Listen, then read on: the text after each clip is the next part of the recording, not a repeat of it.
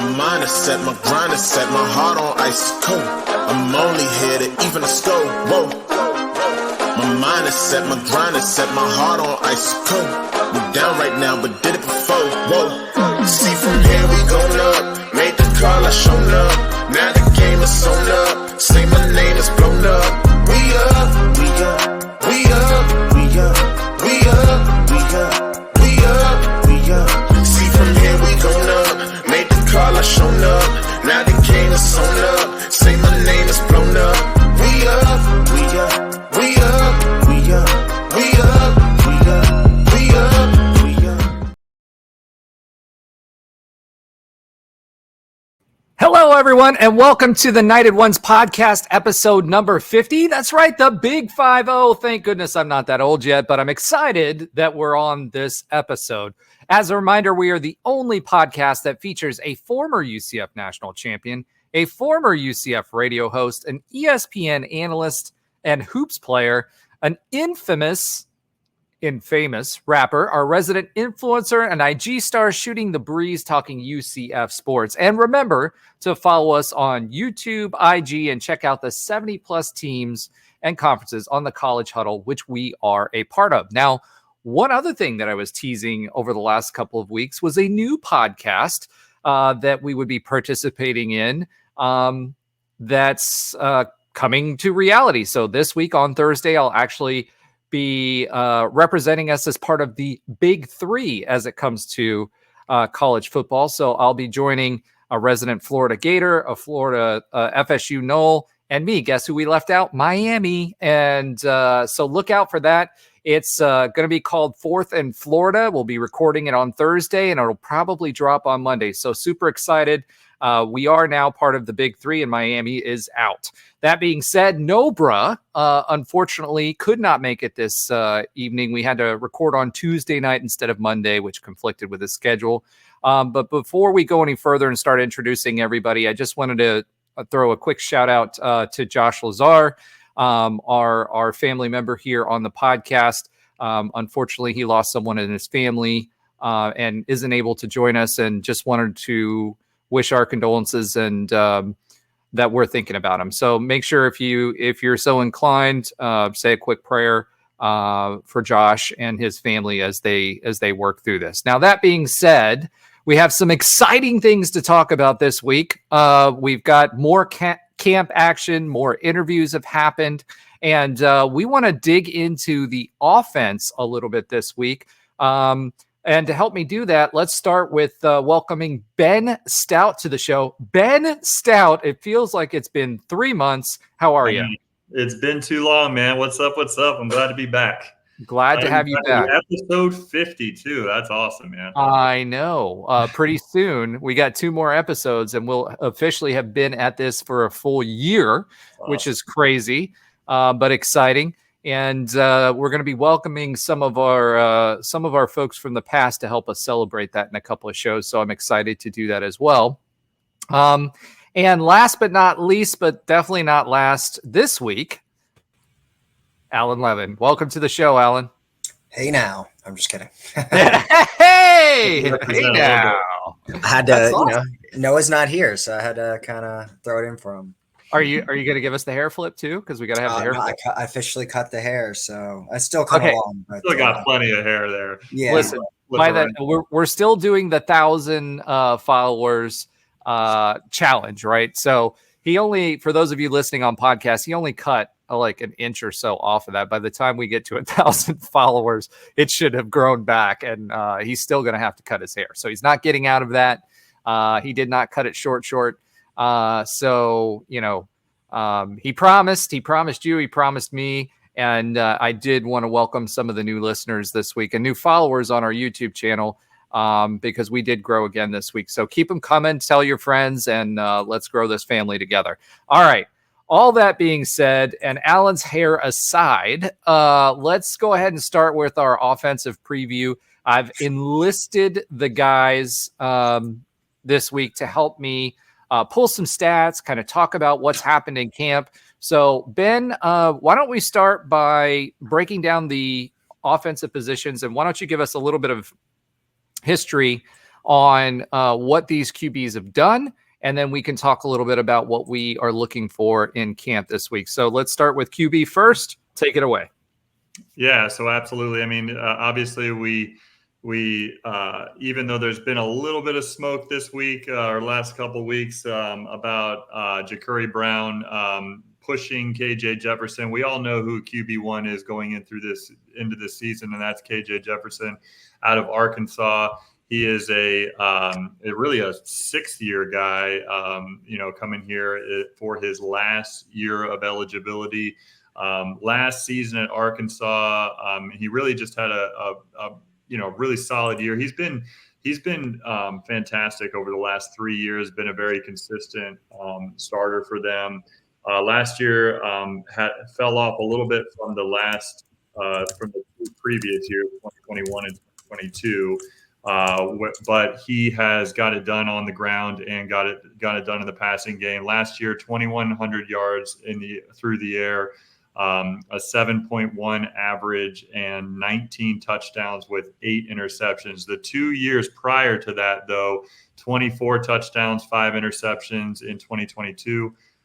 21 touchdowns, 4 interceptions in 2021. So last year was a little bit of uptick on the interception rate versus his touchdowns. Had a little bit of a down year versus the previous 2, but looking to explode here once he gets on campus. And he's somebody that we're super excited that can get it done not only with his arm, but when he needs to. He's not a run-first quarterback as far as what we had seen here the last couple of seasons with JRP, but certainly is capable with his massive size. He can get it done on the ground too and break some tackles. He's listed at about 6'3", 6'4", 245 right now, probably in the range of a little bit above 250, I'd say, probably. But as he gets into game shape, that's probably where he hovers around. And so I think he's got a threat through the air and a threat on the ground. And then backing him up just real quickly, we got Ja'Cory Brown out of Miami. He spent his freshman and sophomore year at Miami. Most notably, his freshman year, he got the most playing time. He played in 8 games, had modest stat line, but he's somebody who like KJ, has a strong arm. He's got decent size to him. He's a little bit on the thinner side, but somebody who's been was a highly recruited player coming out of high school, and somebody hold on, Ben. Did you just call KJ thick? Is that what I just heard?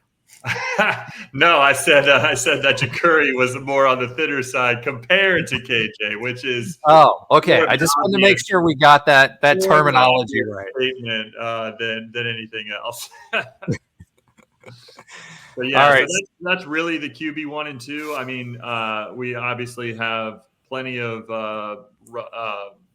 space in the QB room as far as who could emerge as QB3. It seems like it's going to be Dylan Risk at the moment, but those are kind of the main 2 guys that we're looking to contribute the most this season. Obviously, we've got some bright future behind those 2 guys that we're excited to see and hopefully will see in a UCF uniform in Dylan Risk, EJ Colson, Trujillo, and some others. But those are the 2 guys kind of 1 and 2 that it seems to be the consensus coming out of training camp. Yeah. So the big thing for me, and I want to throw this out there because you mentioned it, EJ Colson, right? So he was much heralded in the last class, and actually, we talked about Landon Duckworth last week at QB, and Oregon landed another QB, and it really, really does look like he's trending towards us, another 4-star quarterback. I think he's a top 150 player in the country. So that's exciting. Today's day and age, the QB room, especially with the transfer portal and everything else that's going on, the QB room is going to always be in flux. Like the thing about KJ Jefferson, I agree with you, 100% going to be the guy under center game 1. Ja'Cory Brown, though, he's a little interesting. He got beat out last year, but was expected to compete for QB1 this year at Miami and transferred to UCF instead. Behind him, I still think that, I don't know if Risk would be number 3, but I think EJ Colson and Trujillo, because you've heard a lot about Trujillo quite a bit as well. Yeah. Who's another big, tall, to use your word, thick quarterback, who could definitely can throw the heat. So I don't know, behind Jakuri and KJ, I don't think it's actually Dylan Risk. I think it's going to be either EJ Colson, depending on how he's proceeding physically, or if it would be Riley Trujillo. At this stage, it really doesn't matter. I hope we don't have to find out, especially if QB1 and QB2 go down. Yeah. But I mean, last year QB1 went down, QB2 played, so QB3 becomes QB2. So if something else happens, look at what happened with Syracuse last year. They were playing a tight end at QB versus the Cows in the bowl game. So it's really, really interesting. But I do hear that Jakuri has really applied himself. I saw some interviews with some of the offensive staff, and he seems to be catching the system pretty quickly, which always bodes well, because that's the biggest thing when you get someone who transfers in the spring, right before summer camp, that they get a grasp on the system. But it seems like he's proceeding pretty well. So, Alan, what do you think? Who do you think would be QB3 by your estimation? I think it's Rizik or Risk, however you say it. It makes the most sense for someone like Colson to obviously redshirt, given that he's supposed to be in high school this year. And then Trujillo, same thing. I mean, he's not supposed to redshirt, but he's or not supposed to be in high school still with Trujillo, but he's a true freshman. So it makes sense for it to be Risk, because he actually does have some playing time, even though it was in garbage minutes at the end of games last year. But he's had some playing time. So I think just with a comfortability level with the coaching staff, he's been in the program now going on his second year, been through 2 full camps. I think it makes sense for him to, take that QB3 spot. But it is interesting. Yeah, I mean, I agree with everything you guys said, that obviously KJ is the guy, but just hearing it kind of, to me, somewhat not to the level, but it kind of mirrors the JRP Mikey Keene situation to me. Like, you have this guy that's coming in that's expected to be, elite, one of the best quarterbacks we've had since Dylan Gabriel. And now you're hearing whispers of, Jakuri's pushing him. Granted, I know we'll talk about this later. KJ hasn't been live in scrimmages, so I think there's something to be said about that. But it is interesting that, someone like Brown is coming in, and, like you said, I think KJ will be starting in week 1, but we've seen things in the past. Brandon Wimbush was the bona fide week 1 starter, and then by week 2 it was Dylan Gabriel. So you never know, but I think the situation's a little different. But yeah, I mean, I think I definitely think it was different. I definitely, to your point though, I think it was different with Wimbush, because I think DG was deemed, as, at least for his passing ability, as the clear-cut person who was going to be taking over, right? And Wimbush at the time, for those that don't remember, he was a 4-star quarterback that came to us, that was the starting quarterback at Notre Dame on some pretty good teams, and then came here, and it just didn't work out. But I think that DG, the thought process was give him a few games to get settled in, and then actually get him out on the field. But that was the past. That was, a time when you had the ability to throw a QB in and grow with a QB. These days, right, especially at the level that we're at, plus with what NIL is, that doesn't happen anymore. So, would Mackenzie Milton have gotten his shot in today's age the first year, his freshman year, when he played Maryland, and we watched him, do some pretty amazing things, although we ended up fumbling away that game, literally. I was there. In this day and age, would something like that happen? The days of that are over. So really, it's almost like one of those quarterbacks have to be aware that if you don't play, like we were talking about EJ Colson for next year and Ja'Cory Brown for next year, if we have Duckworth come in, what does that look like now, right? Right. So does Duckworth, they're taking a risk because does Duckworth blow them both out of the water? And he's a highly touted high school prospect. So, it's going to be really, really interesting to see how that works.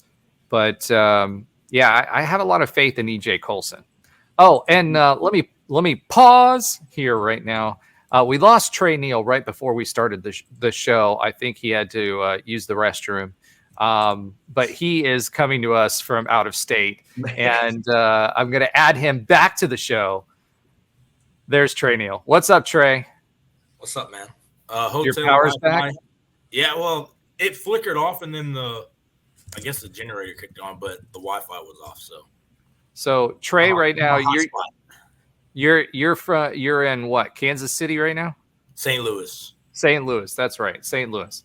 Okay. So note to self: St. Louis's power is not great. So if you're traveling to St. Louis, make sure you have a mobile hotspot. Otherwise, you may drop right before the show and get made fun of for something you probably didn't do. So, Trey, welcome back to the show. Let's get your trademark hair flip.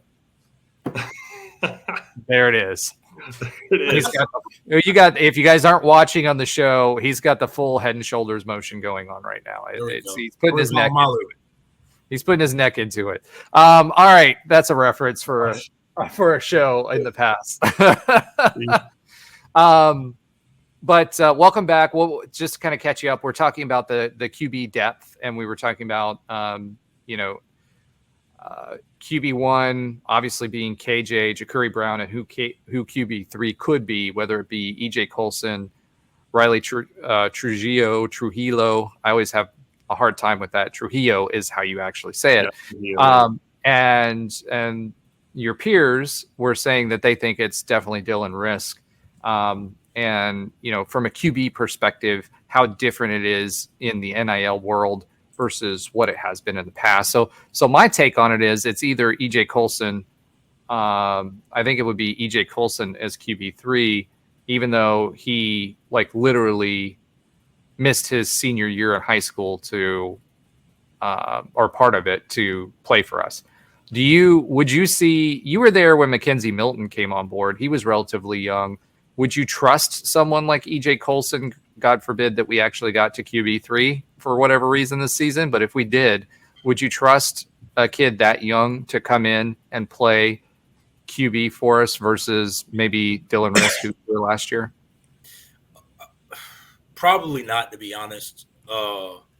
It's just the experience of seeing it live. I think unless, again, Mackenzie, to me, he's the exception. He came in the summer, but he flashed such high upside plays that summer to where it's like, yeah, he's going to give you, the lows, but the highs are just so high that you just want to kind of trial and error it. Like you're not chalking up the season, but you're almost just like, listen, he's the future. Let's let him get his, get the icks out, get the issues out through trial and error, and then we move forward. So I guess it just depends. I haven't really seen EJ Colson, and it's different live in camp, seeing the guys. Mackenzie made a lot of mistakes his freshman year, like in camp, but he also he made a lot of plays where we're like, nobody on our roster can make that plays. Nobody on our roster thinks to make that play. So it's like you just gotta you kind of have to see that. So if EJ Colson is doing that, then if we're at QB3 realistically, we're probably not easy, man. Yeah, I don't bust. Yeah, it is. And I think if it's injuries or for whatever reason we get to that point, we just got to kind of move forward and, again, build to next year. It sucks to say that, but that's just kind of what you do because it's a quarterback's game at the end of the day. Yeah. And what gives us that best chance. So if we're down to QB3, again, unless EJ Colson is just a freak show stud that we just don't know, then I don't think he's going to be able to, sustain the season. Yeah, and we had mentioned just before you came on, Trey, that we mentioned that Maryland game where KZ made his debut, right? And obviously we and Roger rightfully mentioned we literally fumbled that game away. But yeah. I remember literally saying on social media after that game, I was like, obviously he made his mistakes, but like it was very clear that like Mackenzie Milton was like born to play in Scott Frost's offense, right? Like at that time, right? And when you look at our QB situation going into this season, and you look at the makeup that KJ Jefferson has, it's just like you look at a player like that, and it just seems like, with the comparisons to past quarterbacks that Gus has had, obviously Cam Newton being, one of the bigger ones, both literally and figuratively. It just does seem like he's the type of player that was just kind of born to play in Gus Malzahn's offense. And I mentioned his stats earlier. I mean, to talk about KJ a little further, I mean, he is the Arkansas career record holder in passing completions, completion percentage, passing yards, passing touchdowns, total plays, and total touchdowns. So, I mean, he's got experience, that's for dang sure. And that's, in the SEC in a very tough conference. I mean, I think the expectations for him are rightfully extremely high, and we're going to go as far this season as KJ takes us. And hopefully that's real far, which means that he stays healthy the whole way through. Agreed. Yeah, and it's interesting because Gus has said multiple times because KJ isn't able to be hit, and obviously he shouldn't be in camp right now, right? Don't touch him. But yeah, his no touchy. His intangibles, right? Which are what really makes him special, which is using his size to get out of bad situations. I mean, it reminds me a lot of Blake Bortles, because he was, if you guys remember Blake Bortles, he would bowl people over. I mean, he literally was not afraid to hit someone. Neither was JRP, but JRP didn't have Blake Bortles' size, right? Yeah, so exactly. that was a little different. But the other thing is we're talking about Ja'Cory Brown. He's 6'4", 220. So he's also that mold of a quarterback that Gus Malzahn is looking for. And EJ Colson also was one of those running quarterbacks. And I believe, didn't you say, Trey, that you watched him play in high school one time? Yeah, he's good. He's really good.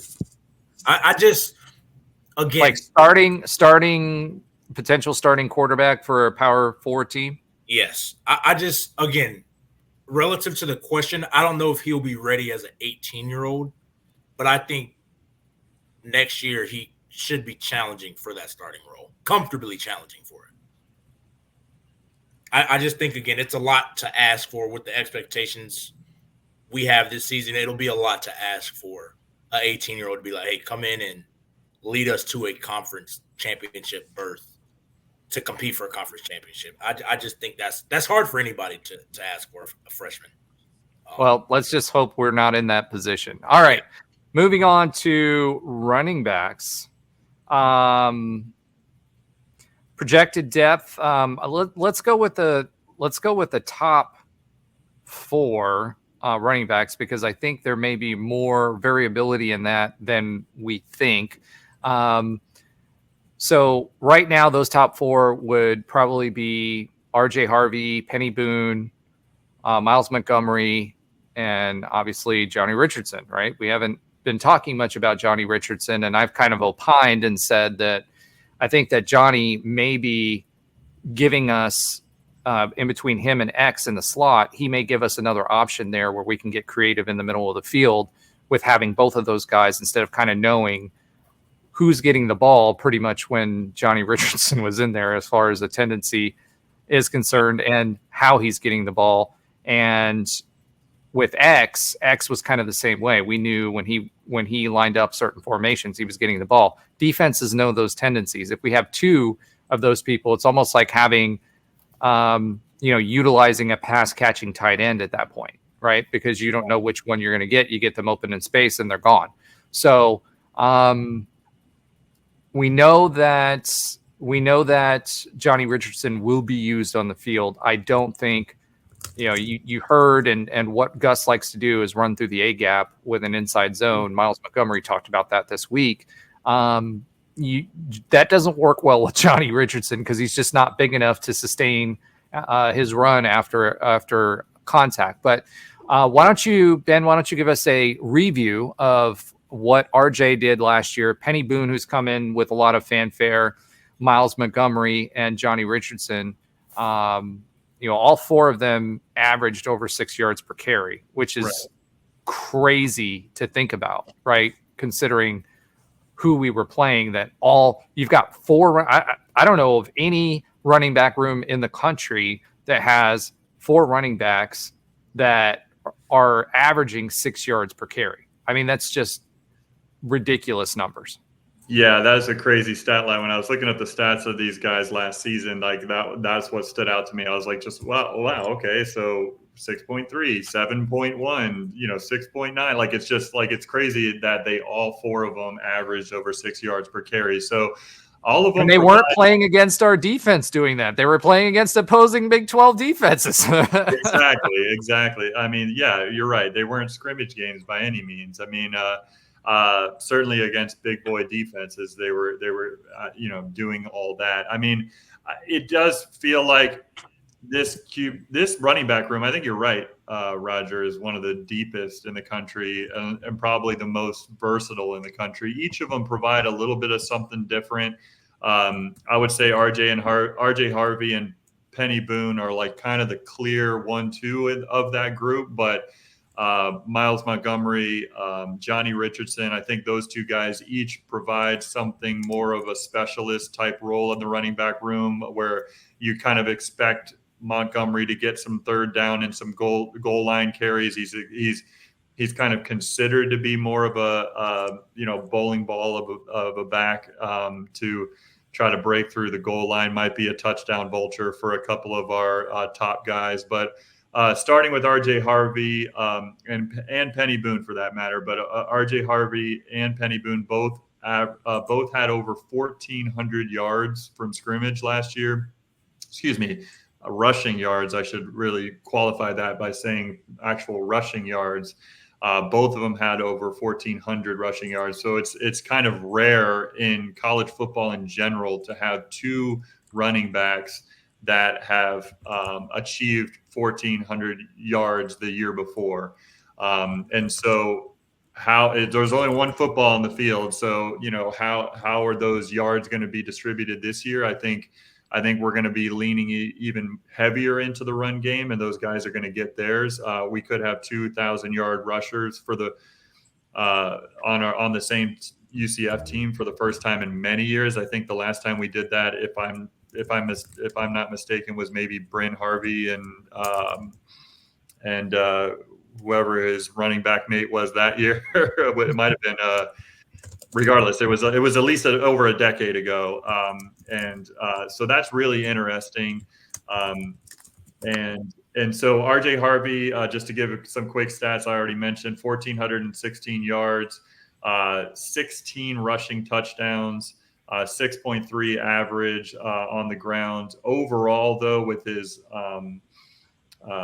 with some receiving in there, 238 yards receiving, also a touchdown there. So just overall, he, was a beast for us last year. There's no expectations of him slowing down, except, his expectations are, I think, rising this season.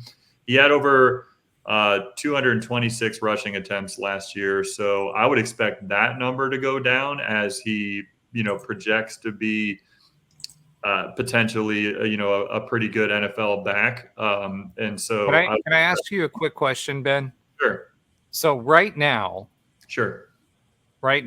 RJ Harvey is listed at 5'9", 205. Do you really think he's only 205 pounds? Not from the pictures I've seen that he looks like he's the junior Hulk. Yeah, he looks like Hulk smash Hulk. You know what I mean? Yeah, I mean, he looks like he has just been putting in a lot of work in the weight room. There's no doubt about that. And the nutrition center for that matter, because he legit looks like a professional wrestler, really. It's crazy. I mean, Trey, from your perspective, think about this guy. You've got RJ Harvey, He's got some burst. He's got up to speed. He's made his cuts. Now he's headed towards the safety. How do you handle a dude that's I mean, I know how I would handle it, but I'd like to hear it from you, someone who's played the game, like, and I remember what your playing weight was.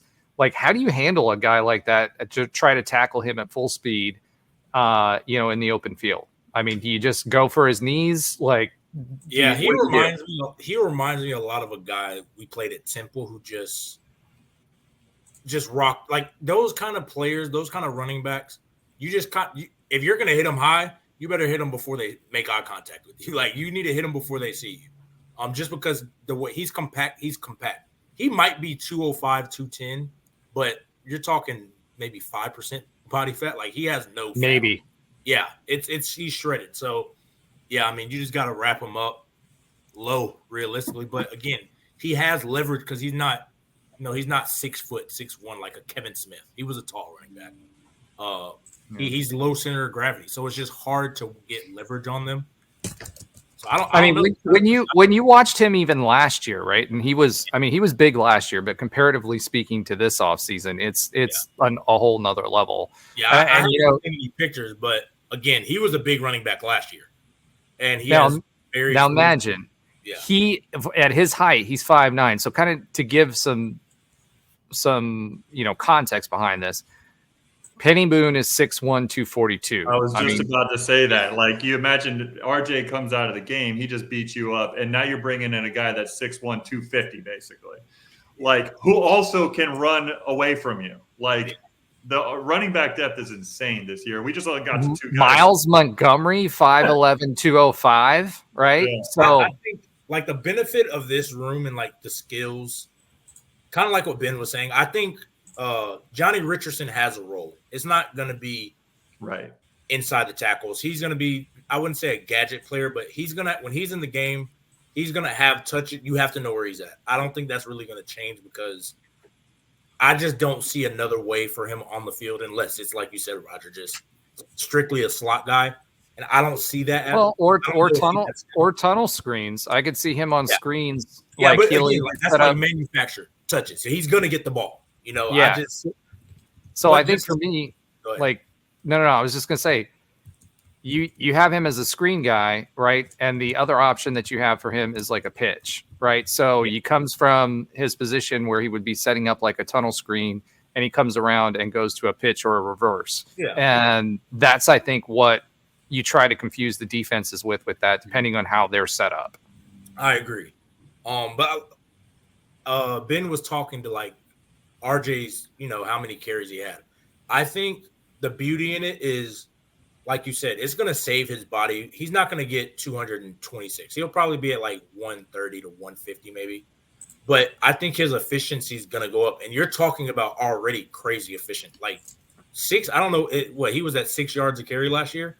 That's insane. Yeah. But now you're going to cut that many touches. Exactly. Like, that's the thing.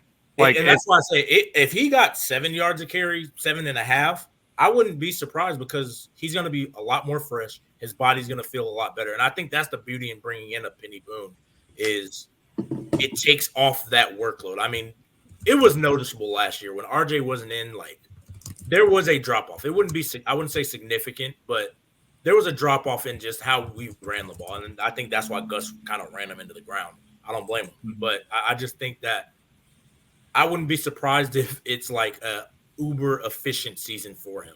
And I'd hope so for both of them, him and Penny Boone. Yeah, I think it's got to be.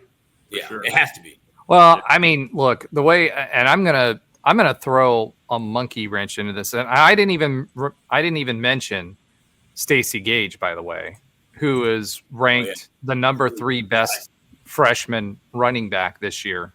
By the way, ranked number 3 best freshman running back in the entire country, and who will most likely not get any touches unless it's a garbage time type situation. And he's 5'11" as a freshman, true freshman, 5'11", 210 pounds.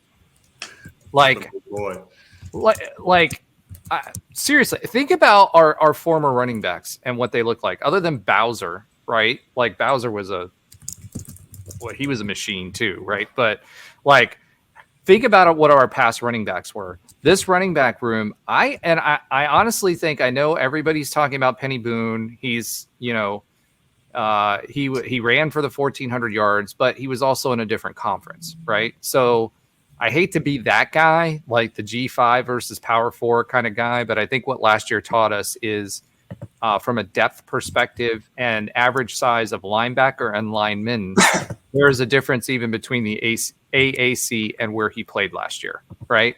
So I'm not taking anything away from him, but I would not be surprised if Miles Montgomery got more playing time than just goal line. And if not, Miles does have 2 years. So he'll be back next year. Obviously, RJ won't be. Penny Boone will be. He will be back next year. So already for next year, you've got Penny Boone, you've got Miles Montgomery, you've got Stacey Gage, and there were some other highly recruited running backs that we have on the roster, and that's not even including who the folks were that we were bringing in and recruiting for next year. So this running back room is going to be stacked for a while. But I don't know. With this, realistically, these guys came in, they know RJ is the one. I think when he leaves, there's probably going to be shakeup, because if we bring in another big time running back, somebody's going to end up leaving. Just because the top of the depth chart is open. Like Penny Boone transferred in knowing that this is RJ's running back room. Oh yeah. I mean, so like you kind of fall in line knowing that. When going into next spring, and I know we're talking way ahead, it's an open room. So guys are going to be like, I think I should be the number one back. I think I should be the number one back. And once that settles out, guys are going to be like, oh, well, I can't waste time here. I need to go somewhere where I can play. Now I've already, quote unquote, wasted a year, this which would be this season, because they're not going to get most of these guys. Again, it's the same thing. It's similar to quarterbacks. You don't get better getting 50 carries a season. You get better playing football. You get looked at in the NFL playing football in most situations. Now, when you talk about like old school Alabama where Derrick Henry's third string, yeah, you can wait your turn and just ride it out till you're just ready. I don't think that's the case. Well, Alabama, the difference between Bama was, they were expected to be in the national championship every year, so they have the spotlight expectation every year, right? So you're going to get your stage if you wait it out, right? Because most of them played their junior and senior years. Now, UCF transfer portal too, like that's just a whole different piece as far as it as well. But even like the last few seasons that had the transfer portal, right, where they didn't have to sit a year and all of that other stuff, you didn't see those guys leave because they were going to get their shot at the NFL as a feature back, right? And Nick Saban, he didn't promise it to them, but these guys are heavy hitters. Now our guys, it's a little bit different, right? Our roster isn't all 5 stars or a vast majority 5 stars, right? So since we don't have that, yes, we're expected to compete for a Big 12 championship every year, as we should with the recruiting that we're doing now. Again, number 1 in the Big 12, and for next year's class, number 1 in the Big 12, and have increased the average star rating each year, right? So I expect us to continue to compete for the Big 12 championship. That being said, and by extension, the college football playoff slot that goes along with that. However, it's a different ball game. You're not going to pretty much be guaranteed to be in the championship like Nick Saban's teams were, right? So they are going to be more likely to leave because the pieces around them are moving too. They're not guaranteed, the same caliber or quality of team every year. So I think it's more that than anything else. But even then, I mean, if you can't win with the running backs that we have, I don't know what to tell you, assuming the defense stacks up again, let alone the wide receivers. Yeah, that's what I was going to say is that, I understand that we're in a different era than we were 2 years ago, let alone 5 years ago or a decade ago. But like, what an amazing advantage a guy like Stacey Gage has, highly recruited guy. And he gets to go into a running back room that has a guy like RJ Harvey, has somebody who's rushed for 1,400 yards in Penny Boone, and then you've got you've got these versatile players. Miles Montgomery has done it as well. Johnny Richardson. You got these guys that you can learn from, and I understand that everything that you just talked about, Trey, is like that's the mentality of the modern college athlete. If I don't get mine right away, then I'm gonna look for greener pastures. But I mean, I hope the younger guys that are getting to feed off the experience of our top running backs, I mean, really do. Well, I think I do, Ben, to your point. I think it's a little bit different with RJ because think about RJ's journey, right? RJ started as a quarterback at Virginia. Oh, yeah. Transferred here, had to learn the running back position, then got and fought his way to the starting role. We had some really good running backs while he was here too, right? And now he is number one, obviously, right? And should be for that reason. But if you're talking about guys to look up to and to do it the right way and why he's a team captain, it's because he took that journey and he's excelled and he's gotten better and better every year. And just to kind of give some context, just to throw one running back out there, because we've had good sized running backs over the years, right? Storm Johnson. I don't know if you guys remember him. Of course. His playing weight during college was 6'1", 216, Loganville, Georgia guy. So, Trey, you should know him really well. 6'1", 216. Then you think about Latavius Murray, still playing in the NFL right now. He was over 6 foot tall and 230 pounds. And when he was playing, his big thing was he would run upright, right? And that was when Adrian Peterson and those guys were first making big backs a thing. And you looked at him and how successful he was. These guys are that size, and they're playing like the smaller guys, so they have the technique to get low and guard against those tackles. You were talking about RJ Harvey. His center of mass, if he sees a tackle coming, is not going to be fully stretched out to have a big target. You're gonna have, and his legs are massive. So when you're talking about yards after contact, right, he's going to get low and try to get as low as possible so you can't get at his legs. And when he is got his legs, he's pumping them at such a rate that it's going to be hard to grab hold of him because he's so strong that he can get out of arm tackles. So you better hope that you're able to do that. The other part about that is one of the changes for defenders this year is the type of tackling that you can do. You can no longer hip tackle, right? So you can't hold on to his legs and then turn because of injuries. So it's going to be really interesting when someone can get low like that, has speed, has a massive upper body. It's almost like a tank coming at you. Like how do you tackle somebody like that unless you're coming at them from an angle? So it's going to be really, really interesting. I think that all of these players that we've mentioned have the ability, if you watch them, they are getting low and they have the ability to run through tackles. So it'll be really interesting to see what happens with that.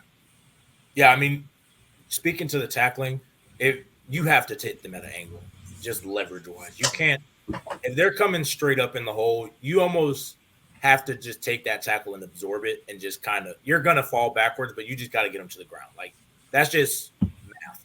Like he's bigger, stronger, better center of gravity. You're probably not going to beat his leverage without literally going to your knees to the ground. So it's one of those things. They teach it to you, just kind of absorb it, wrap up, and then wait for help or just kind of get them to the ground. So this is why defense is so hard to play nowadays. A lot of the rules are catered to offense because it's more exciting to watch, to be honest. Scoring all right. is more exciting. So let's talk about this. We're going to go around the horn here. Ben, what's your running back depth projection coming out of camp? I think it's pretty clear cut. RJ Harvey, clear number one, and then Penny Boone behind him. I think those guys are going to be the majority of the carries, and I see Miles Montgomery and Johnny Richardson as situational running backs. Doesn't mean that some games they might get 10, 12 touches or something like that. But I see both of those guys as more situational, and that's the way I see the depth going. All right, Alan. Yeah, I don't think there's going to be any big surprises here in the running back room. I mean, I agree with exactly what Ben said. It's going to, I think, go in that order. Johnny Richardson as a potential slot receiver, with X is interesting. I think is an interesting possibility that could happen, just to be able to find him a role, a guy that's kind of stayed loyal to UCF, has had multiple chances to transfer now, and I thought he would have been the number one guy that was transferring out of here just after the last couple of seasons with, getting overpassed by Bowser, then Harvey and everything.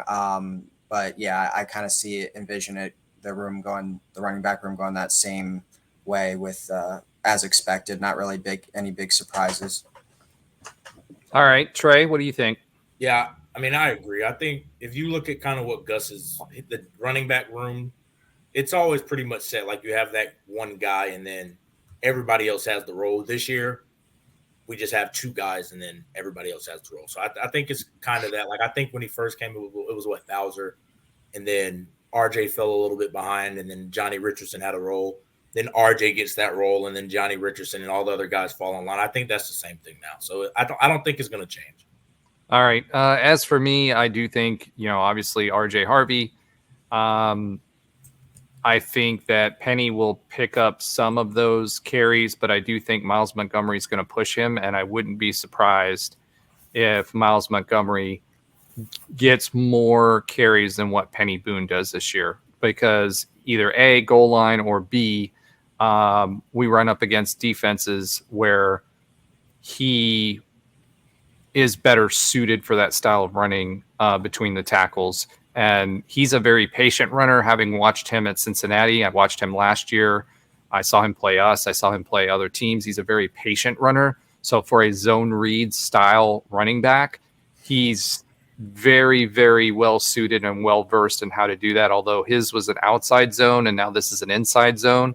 I personally think that he's not going to be one trick pony, and I wouldn't be surprised if RJ gets the vast majority of the carries, if Miles Montgomery doesn't step up and get more carries than what Penny Boone does. So I guess that's my first hot take for this year. Johnny Richardson, I think he's used more in tandem with X to get either one of those guys in space, because if you get either one of those guys in space and trucking, they're going to make guys miss, and they're pretty fast with their cuts, in and out of their cuts. So I think that's their strengths, and I think that's going to give defenses something to have to worry about, not just the pass catching tight end. And I think that KJ is going to be able to use the short field a little bit more than what we've had the ability to do in the past. So that's my hot take for early season hot take. And Ben, I know that you had a question that you were dying to ask everybody on the running backs. So why don't you go ahead and ask that question? Yeah, before we move on from running backs, I just wanted to, we're talking a lot about, rightfully so, we're talking about a lot about RJ Harvey, and just talking about this offense in general being very run heavy this year. And you just mentioned KJ Jefferson. I think that's going to take a lot of rushing yards right there. I hope he doesn't have to rush for too many yards because I don't want him too exposed.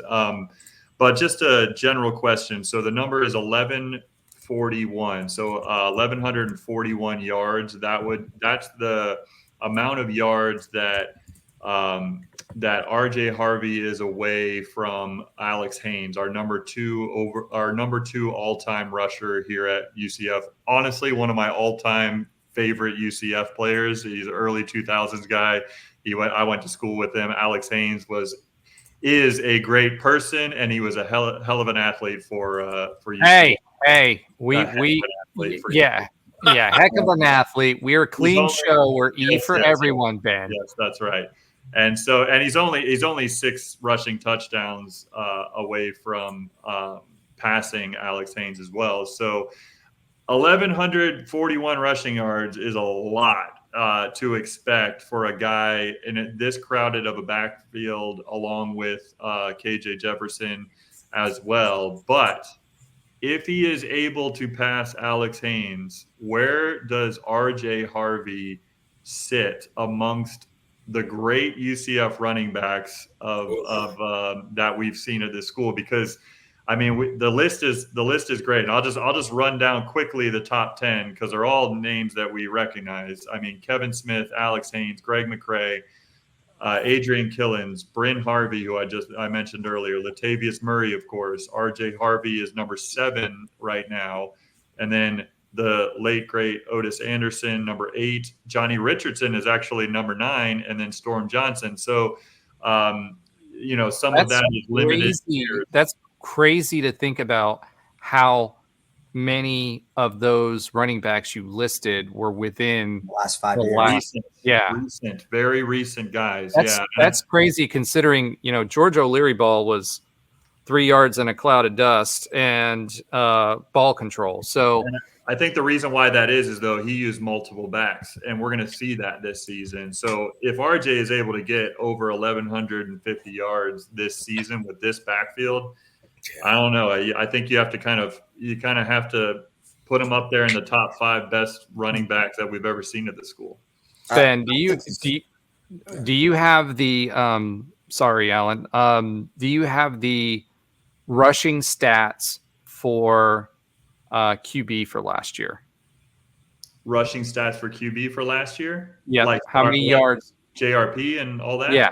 How many yards? I'll pull that up while you guys. Yeah, I'll pull that up. Because I'm gonna put something out there for you to kind of consider when you said that 1,100 yards, right? Yeah. RJ had 1,400 yards last year. So do I think he's capable of it?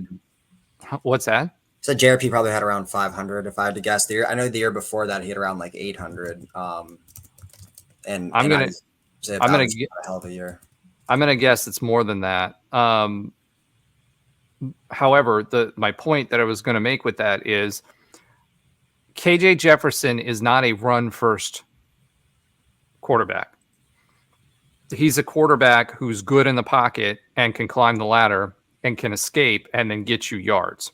So I think that's going to free up a lot of touches for the running backs and a lot of yards for the running backs, which may, even with that backfield that we have, I think that may open the door for the running backs to get those yards, or for RJ Harvey to get those yards. So, Ben, do you have the number? Yeah. So I got to remind you that JRP only played 10 games last season, so he had 505 rushing yards. The season prior, though, he had 862 rushing yards because he played 13 games that year.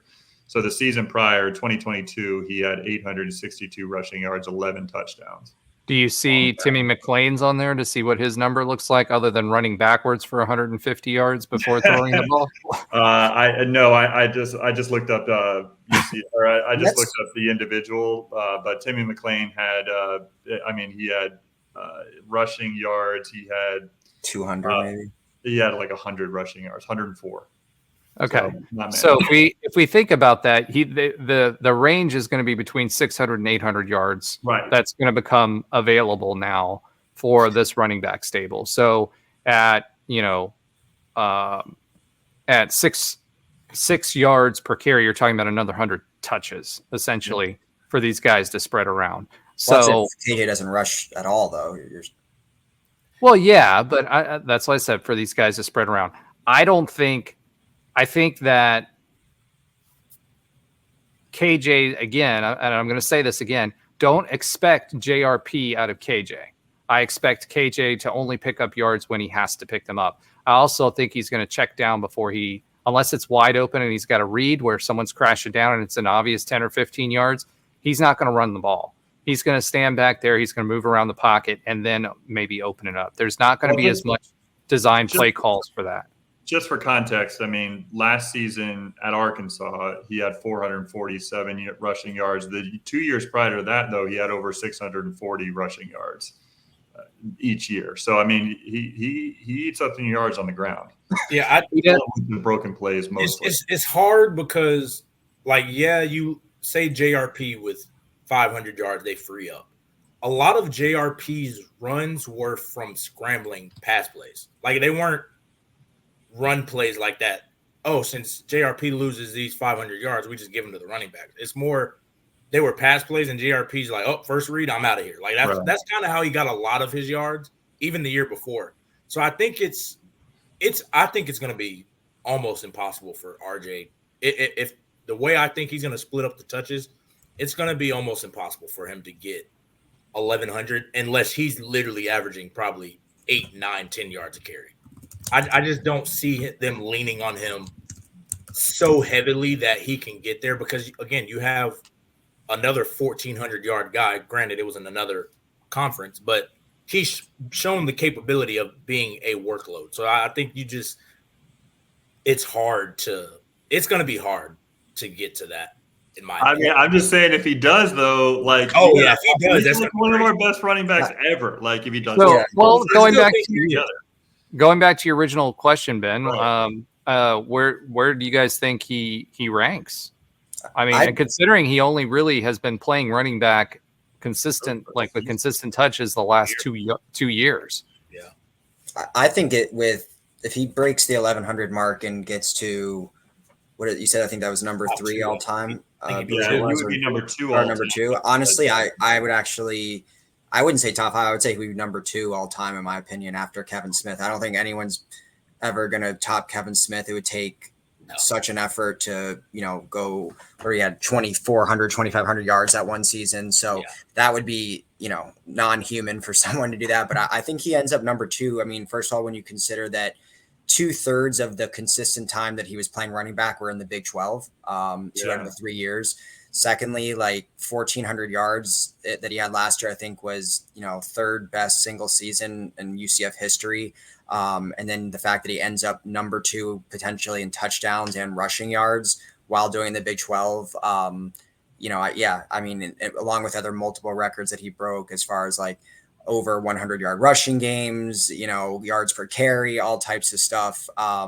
Not only doing it like with speed, but, physicality as well, not just kind of like an Adrian Kellens. He catches a 80-yard run and is off. I mean, he's really versatile in the type of runs that he gets. So I think he's already top 5 now if he didn't play another down at UCF. And I think if he surpasses 1,100, he gets to number 2. And I do think he does that. I know we have all this versatility and we have all these names and options, but I don't know. Gus reminds me of that kind of stubbornness in the running back room. He's a very big and just playing the same guy over and over. So short of RJ getting injured, he broke it up with Bowser. He broke it up with Bowser.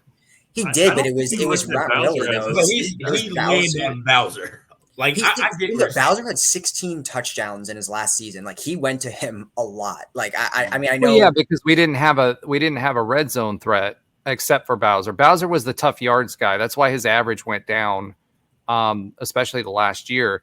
But he'd also said, if you guys remember, he made a promise to Bowser that if he came back, that he would protect him a little bit for the NFL, because he knew he was going to be a senior to go to the NFL draft, and he wanted to make sure that he protected him a little bit. I could see the same thing happening with RJ Harvey. You know what I mean? The big thing and I'm going to ask this question to you guys too, and this may be blasphemy to UCF fans, but I'm going to ask it anyway. Kevin Smith played in the conference that he played in, mostly Conference USA, right? If you put Kevin Smith against Big 12 defenses or Power 4 defenses, is he now? Granted, we didn't have an offense outside of Kevin Smith that year that he ran for 2,400 yards, and I think that's part of the reason why he didn't do as well, or didn't last as long. Not do as well, last as long in the NFL. Plus, he played for Detroit, which doesn't help matters. But when you're thinking about that, if we were to put Kevin Smith into this offense today, would he still be that number 1 in your mind, or would someone like RJ Harvey be that number 1 person in your side? And I know that's blasphemous to ask, but I'm going to ask the question anyway. I think it is. I think easily he would be in, because I mean, it wasn't like he was just a college. He got drafted in the 3rd round of the NFL and ran for almost 1,000 yards his rookie year in the NFL on the Detroit Lions. So it wasn't like he was just some college talent and that's it. And I mean, injuries cut his NFL career short. And like you said, he, got a lot of mileage in college, which probably also shortened his career. But Well, sure. yeah, the guy had if he was a 3rd-round pick and played in the NFL, he had the talent to play in the Power 4. Like, hands, not even a question in my mind. Yeah, I mean, Kevin Smith, like, he was one of a like he could do everything. I mean, you're saying Big 12, but he ran all over Texas, and that was prime Texas. Like, I think he went for like 150 against in 2007. Like, I think that was the first game in the bounce house, right? Yeah, It was. Yeah, like he ran all over them. So like he could have easily, especially, and that was with really nobody else around him. Now I'm not discrediting them, but he was the offense. Like, it was Kevin Smith or we're punting the ball. Like, that's what it was. So now with other guys around him, I think he would. I mean, I'm not going to go and say that RJ is better than him. I think RJ could be too, though. Like, I agree with you, Alan. I think he's probably a solidified top 5 guy just because, again, for me, it's the ability to do everything. I think that's what made Kevin Smith great. I think that's what makes RJ Harvey great. I think that's what separates him from, Adrian Killins, because AK was like a home run hitter at all times. Yeah. He couldn't really just grind it out. Like, RJ Harvey can grind it out. RJ Harvey is extremely explosive. He can make you miss. Can catch. Like, he can do everything. So I think he's better than him in that aspect. It's just, I don't know if he's going to get the 1,100. But I just pulled up when Isaiah Bowser, his senior year, and he ran for 200 carries, and RJ had 120, and JRP had 100. That's what I'm saying. I just think Gus goes with what he knows. He just reminds me of that, like, stubborn kind of like O'Leary type of mold where, like, I know we're all expecting RJ's carries to go down this year because we have all this talent and depth in the RB room, but I think it will go down, but I don't think it'll be as much as everyone expects. Like, I honestly, if you look back at the end of the year, and I wouldn't be shocked if RJ dominated the running back room again and had, like, whatever the split was last year, 80%. I really wouldn't be surprised. Like, I don't think that will happen, but I wouldn't look back and be like, oh, I'm shocked that Penny Boone didn't get a ton of playing time. I could just see it happening that way. I know he probably does want to protect him and give him, less carries to, make him sustainable for the future, but I don't think it's going to be as much of a decline as we're all expecting. Yeah, I'm not going to lie. Right. Looking at these numbers, he might do it. I'm going to give you. I'm going to throw some stats at you real quick. It's nice to answer the question. Kevin Smith. No, you guys are talking about RJ. I want to go back to the Kevin Smith thing. He averaged. Answer the Kevin Smith question, but go ahead. Okay, well, Lynn, let me give you these stats and then you answer the question. All right, so Kevin Smith, 2005, 4.7 yards per carry. He was a freshman, he got 249 attempts. 2006, 4.5 yards per carry, 206 attempts. Junior year, he didn't play his senior year, 450 attempts. So he basically played 2 running backs worth in one season. 5.7 yards per carry. So it's actually that 5.7 is a little bit higher than what I expected. But again, Conference USA competition, not 6 yards plus per carry against the Big 12. And I'm not arguing for or against Kevin Smith. It's just to flavor the question. So you got to put context. Go ahead, Ben. Yeah, well, I think that put some context to it. Yeah, I think that context that you're hinting at there, Trey, is that Kevin Smith just didn't. Like, if you put Kevin Smith on the talent of this team, this offense, like, I think he's, like, even better than what we saw back in 2005 to 2007. I mean, I remember back in 2005, I remember being at the Citrus Bowl for his first game, like when he debuted as a freshman, and I was like, holy crap, like, who is this kid? Like, he was unbelievable on a team that, that we were so excited when we finally won our first game in a year plus, and like when I just remember seeing him for the first time, like, whoa, our team is garbage, but that kid is something different. Our team is garbage, but that kid is we were a drinking school with a football problem back then. That's for sure. I mean, it's I think you put, in my opinion, just seeing the 2 players seeing the player that we're talking about, and being at those games, watching Kevin Smith those years ago, I think that you put this type of talent around him, and he's actually even better than what we saw back in 2007. He's obviously not going to get 450 carries. We know that's insane. Yeah, that's just a given. Like, we understand that he's not going to get 2,500 yards. Like, he's not going to get the stats that he got in 2007. But I think the quality of player that you'll see, I mean, I think his level would raise even further.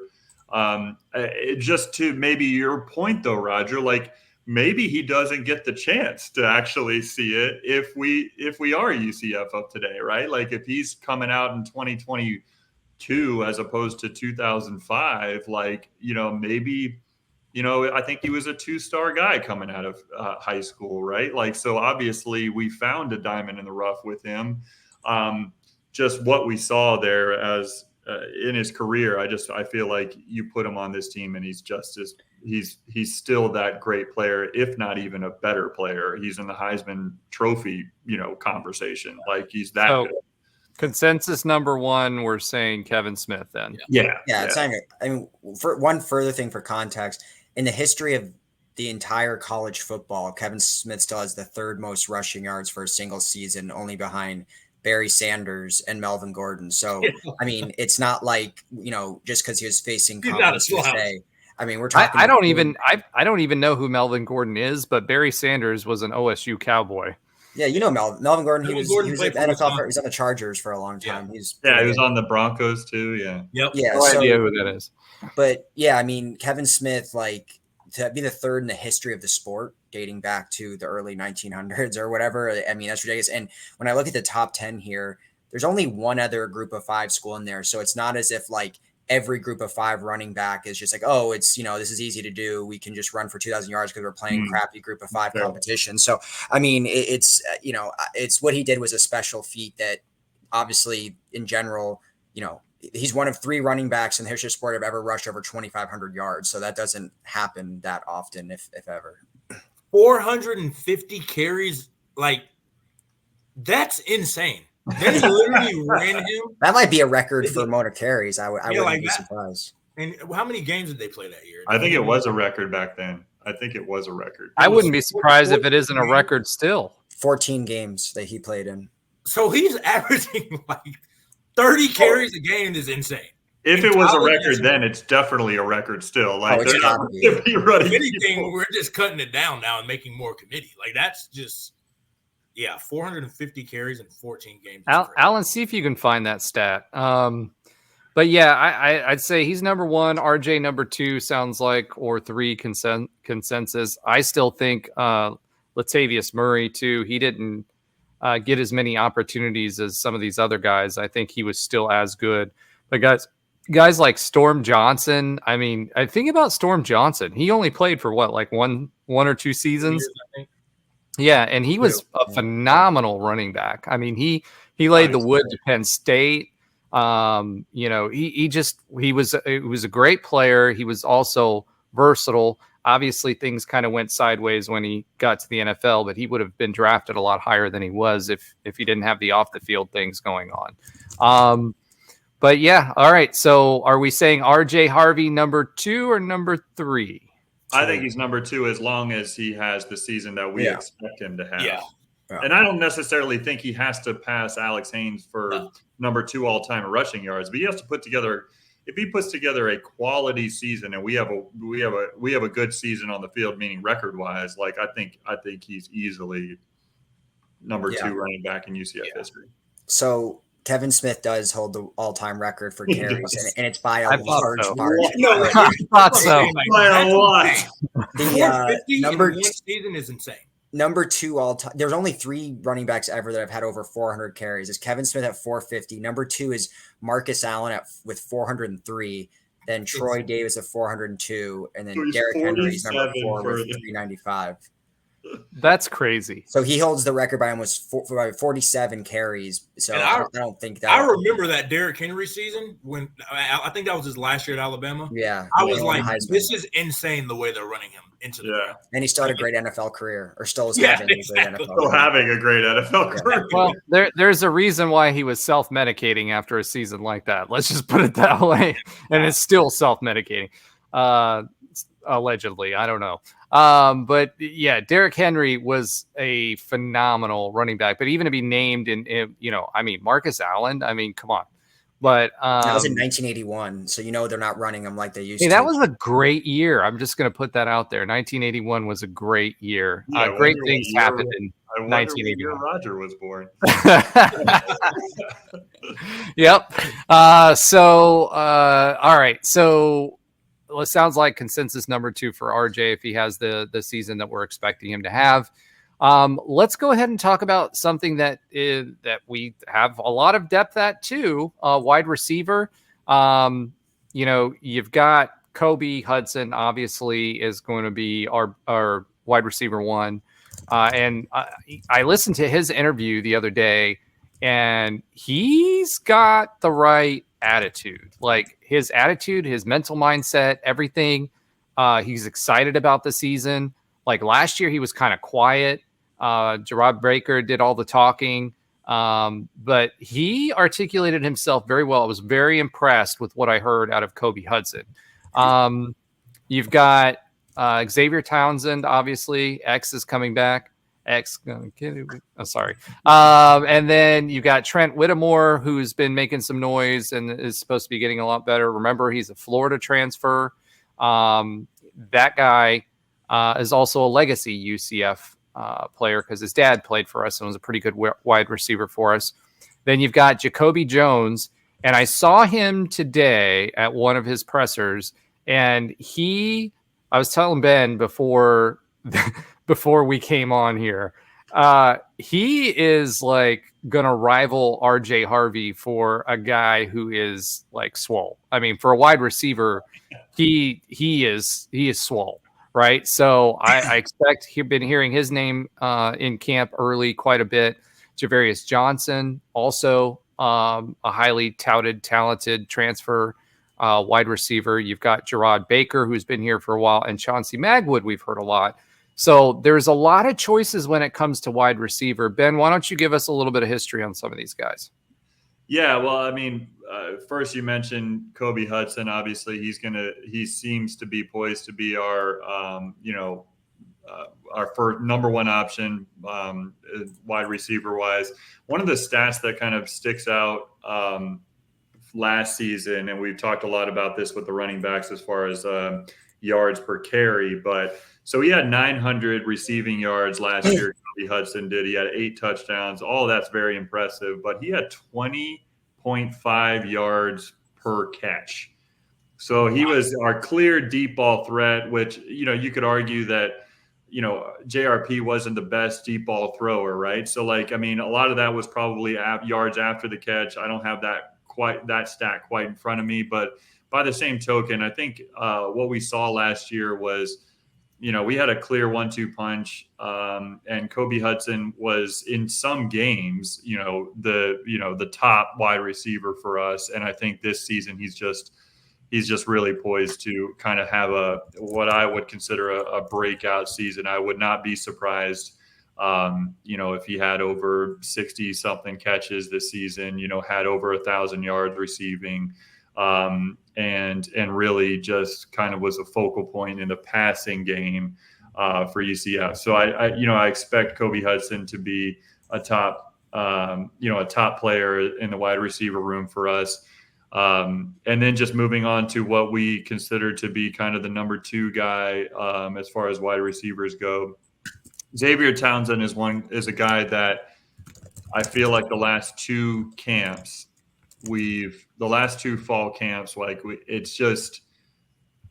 he seems to be a name that is hard for the coaches to avoid talking about. They always seem to talk about Xavier Townsend, and this camp is no different. I mean, I remember last season going into, the fall camp, all the pressers, each offensive coach was just mentioning his name. Right. So he seems to be impressing in this year's camp. I mean, Gus Malzahn seemed to be kind of going out of the way to talk about him every once in a while, like in some of the interviews that I've seen. I've not seen all of them from him so far, but last season, at 33 receptions, he has 325 yards. He was mostly used out of the slot. We also used Johnny Richardson a lot out of the slot and other guys too. So, he was used a little sparingly. 33 receptions, 325 yards. He had almost 10 yards per catch, and 3 touchdowns. So it wasn't that he, had this explosive year last year, but he did seem like one of those guys. He always has since he's been here. He just seems like that kind of, that guy that makes one guy miss and all of a sudden he's off to the races. So he's a type of player that seems like a serious home run threat. And I'll allow, Allen and other guys to talk about Whitmore, Jacoby Jones. I mean, they've been used relatively sparingly. Whitmore was here last season. He only had 3 receptions for 36 yards. He did play in all 13 games. He had 2 starts on the season. And then his career at Florida was used relatively sparingly. But as you said, he's not only a legacy here, but he's a pretty big guy as well. Is 6'4", 211, along with Jacoby Jones as well, is also somebody who is has got size at the wide receiver position. Jacoby Jones, 6'3", 228. That's what he's listed at. So he's probably bigger than that, 228. Well, 6'3", 228, but like on a wide receiver frame at 6'3", 228. And I think you're right. I think he's bigger. I think I'm trying to remember the guy that was a few years ago. He didn't end up getting drafted, but he was a bigger guy too. Wasn't very fast, but like could catch anything against anybody. Marvin Williams? Yes. He wasn't that big. Marlon, he wasn't. Marlon was short though. That's the thing. Marlon was a short guy. 6'3", 230. He was like 5'10", maybe. Yeah, 5'10", 5'11". He was thick, stocky guy, but he wasn't like 6'3", 230 is huge. Like that's bigger than a lot of guys in the NFL. So you're 10 pounds away from being a tight end at that point, right? Right. Yeah. Since we're talking about Jacoby Jones, he spent his first 2 seasons at Ohio, so he has some eligibility left. So he's spent his career in the MAC, so obviously it's a step up in competition. Last season he was injured almost the whole season, so he only played in 3 games. But his he might have been a junior college transfer because it says his junior and senior year. I'm not 100% sure, but anyways, his junior year at Ohio, he had 777 yards. He had 45 reception. He played in all 14 games. He had 6 touchdowns. So he was used a little bit more in his 2 years ago at Ohio. So he's somebody that at a 17.3 yards per catch for him his junior year at Ohio. Like he's a guy that's probably considered as a home run threat as well. Marlon Williams, 6 foot, 215 pounds is what he was listed at. Yeah. That's still pretty big. That's pretty big. I mean, it's not 6'4", 228, which I think he's heavier than 228. Like when I saw him at his presser today, like that dude was massive. His arms were like most people's legs that work out. He was a big dude. Yeah. I think it's good that Gus has different body types in the room. Just because you want to have versatility. Again, you don't want to just have all short, fast guys. You want to have some guys that can go win those physical matchups outside. Especially when you talk about like Whittemore, 6'4", 211, 215. That's a big body type outside. Jacoby Jones, 6'3", 6'4", 228, allegedly 240, according to Roger. It's good to have that mixture because styles make fights, in my opinion. I think some corners struggle with bigger receivers. Some corners struggle with smaller receivers. That's one of the things, like, really the special corners can guard every type. Most guys have a weakness. They have a preference. So I think just having that flexibility gives you the option to really not pigeonhole yourself into one type of style. You can kind of do everything. So I think, again, the more I'm talking about this offense, we get to this O-line. If you guys are telling me this is a really good O-line, we should have a top 10 offense in the country. The way it sounds. I'm just well, I mean, we were last year. That's for sure. Yeah, and that's what I'm saying. We were last year. And Gus said that's the goal this year is to have a top 5 offense.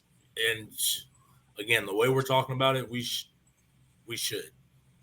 The biggest weakness we had in last year's offense was scoring touchdowns in the red zone. That was it. Everything else was pretty solid, and that's with JRP that was hobbled towards the last 3 or 4 games, and got hurt against Boise. And I mean, that still makes me mad, but whatever. Go ahead, Alan. You were going to say something. Sorry. I think our offense is poised to be top 10, and it's well-rounded in a lot of ways. And the offensive line, at least the starters, should be solid. I know we'll get into that next, but I actually do think wide receiver, in my opinion, is not only our biggest weakness on offense, but our most questionable. I'm just not convinced until I see something like you talk about last year when we just lost a 4th-round NFL receiver in Javon Baker, and we're bringing back the other 2 from that receiver room in Hudson and Townsend, and like the wide receiver room still struggle with depth. Like literally no one else could get on the field, and it wasn't because like those 3 were so dominant, like just no one could see the field.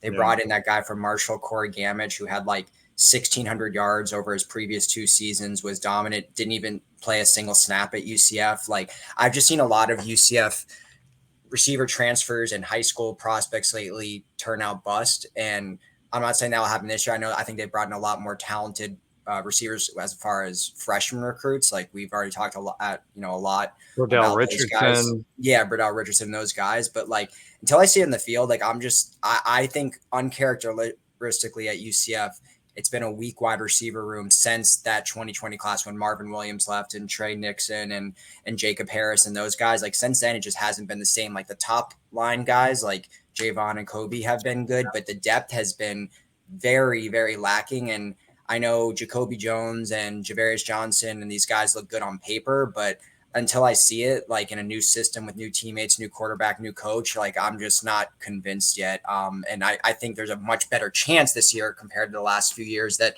these guys step up. But like, I mean, we saw it last year. I mean, look at all the transfers essentially were busts. I mean, Trent Whittemore had 3 catches. The Kentucky kid that we just talked about had 4 or 5 catches. So I'm interested to see, but going back to at least, this year's roster with Whittemore, he's actually widely known in the locker room as like our best blocking wide receiver. And apparently he's making waves for, to be the wide receiver 3, which would be unexpected over someone like Jacoby Jones or Javarius Johnson or whomever, Bradell Richardson. So I'm interested to see how that shapes up. But until I see the depth, I'm not convinced about anyone other than Hudson and Townsend in my mind right now. And you kind of alluded to it, like with the running backs, Gus is just kind of like, I'm just going to play my guys that I kind of trust, I guess. Like, I know what I get out of them. I wouldn't be surprised if because he kind of did that last year, like you said. He just played Javon Baker and Kobe Hudson and Xavier Townsend, and that was pretty much it. So I wouldn't be surprised if he just kind of rode Kobe Hudson and Xavier Townsend. But I think they need more than just those 2, though. You know what I mean? Like, we're one injury away from being like, if you don't have some other proven guys, you're screwed. Yeah. So, like, I agree, though. I feel like it's a product of the offense, though. Like, I mean, Gus just leaning on the run a little bit heavier than what we saw with those guys that you just mentioned, like Trey Nixon and Marlon Williams and all this. So well, I think that's part of it. I think part of it is, who we had at quarterback, right? And the style of offense that we wanted to play there. And then you got like Timmy McClain, who could throw the ball. We saw him in 3 games and he could throw the ball. He had a beautiful deep ball, but he couldn't throw anything underneath or in the middle of the field. And neither JRP struggled in the middle of the field. I feel like, Kobe Hudson, and again, I think I mentioned this last podcast, he was actually leading Javon Baker through a lot of the season until the last 2 or 3 games. So I think Gus's offense was more along the lines of last year. Hey, we're going to run heavy. We're going to use JRP He threw to the tight end a few times as check downs, but other than that, he was throwing verticals, right? So he was throwing go routes because he knew he had two guys that could adjust to the ball and go and get it. And I think this year the goal is not to do that. I think Xavier Townsend also was hurt last year. That's something else that we didn't talk about, right? We just to tell you how beat up our team was last year, and this is the offensive line. We played 4 centers last year. 4. Yeah. Right. So our entire team, there was many, many more injuries than people understand with last year's team. And it still was one of the top performing offenses in the entire country.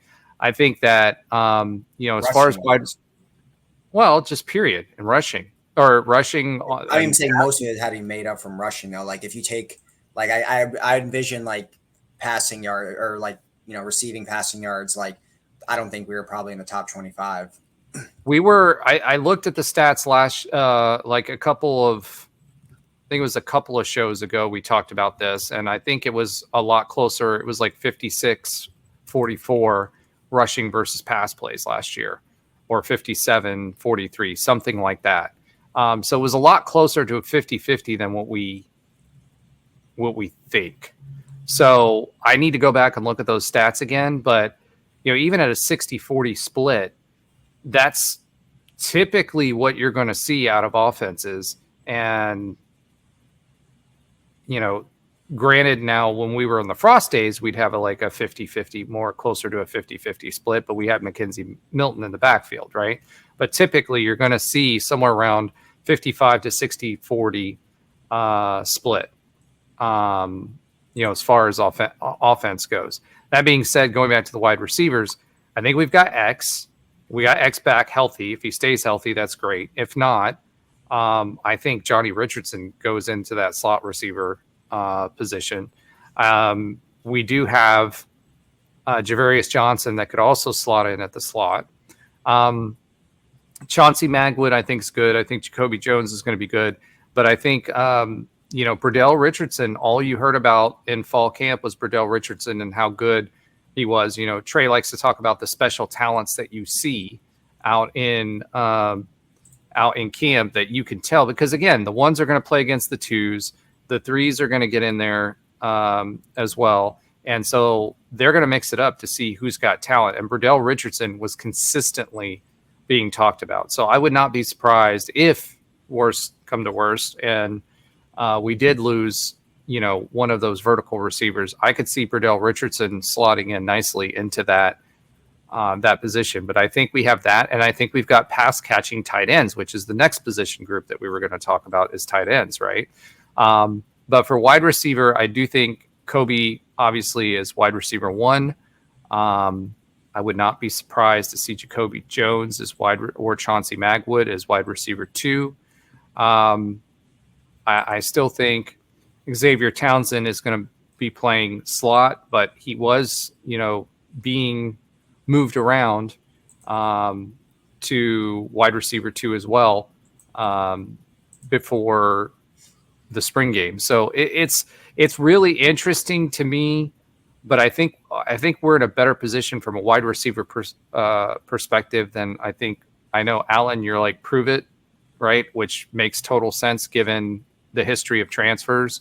But I do think I feel comfortable where we're at with the wide receiver position as it stands right now. Yes, I think it'll be better, and I'm more confident than I was the last couple of years. But yeah, I'm just kind of in that prove it stage. So we'll see. And I really do like the freshmen they brought in.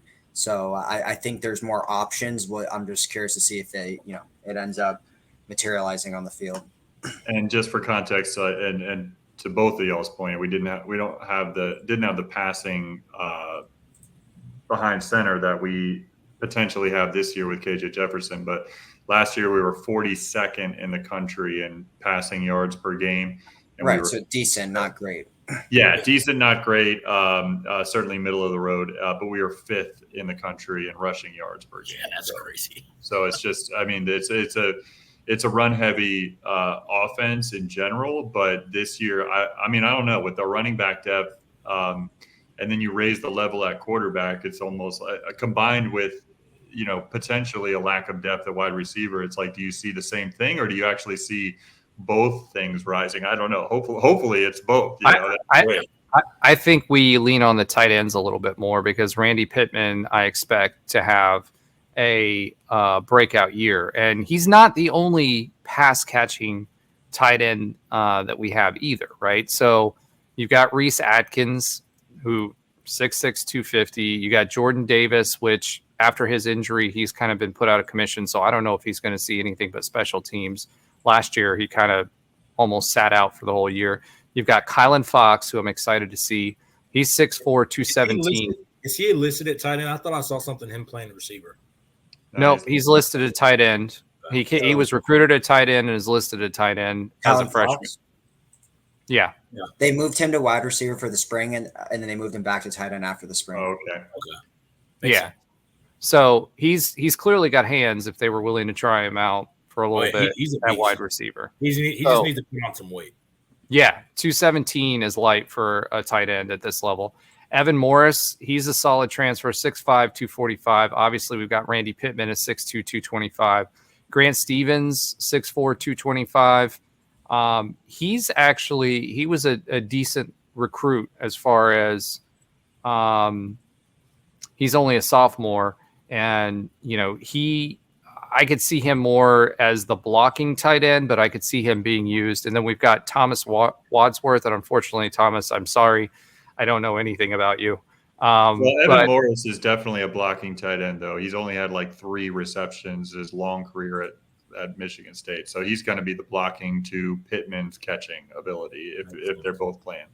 I think Pittman and Kylan Fox, they may go with a 2 tight end set with a receiving set if wide receivers is a weak point, right? And if you had X and then you had a tight end, a 2 tight end receiver set, I could see that creating mismatches with the combination of X and a lot of options in the middle of the field if we decided to do that, especially in red zone situations, right? Because we leaned heavy on running in the red zone last year.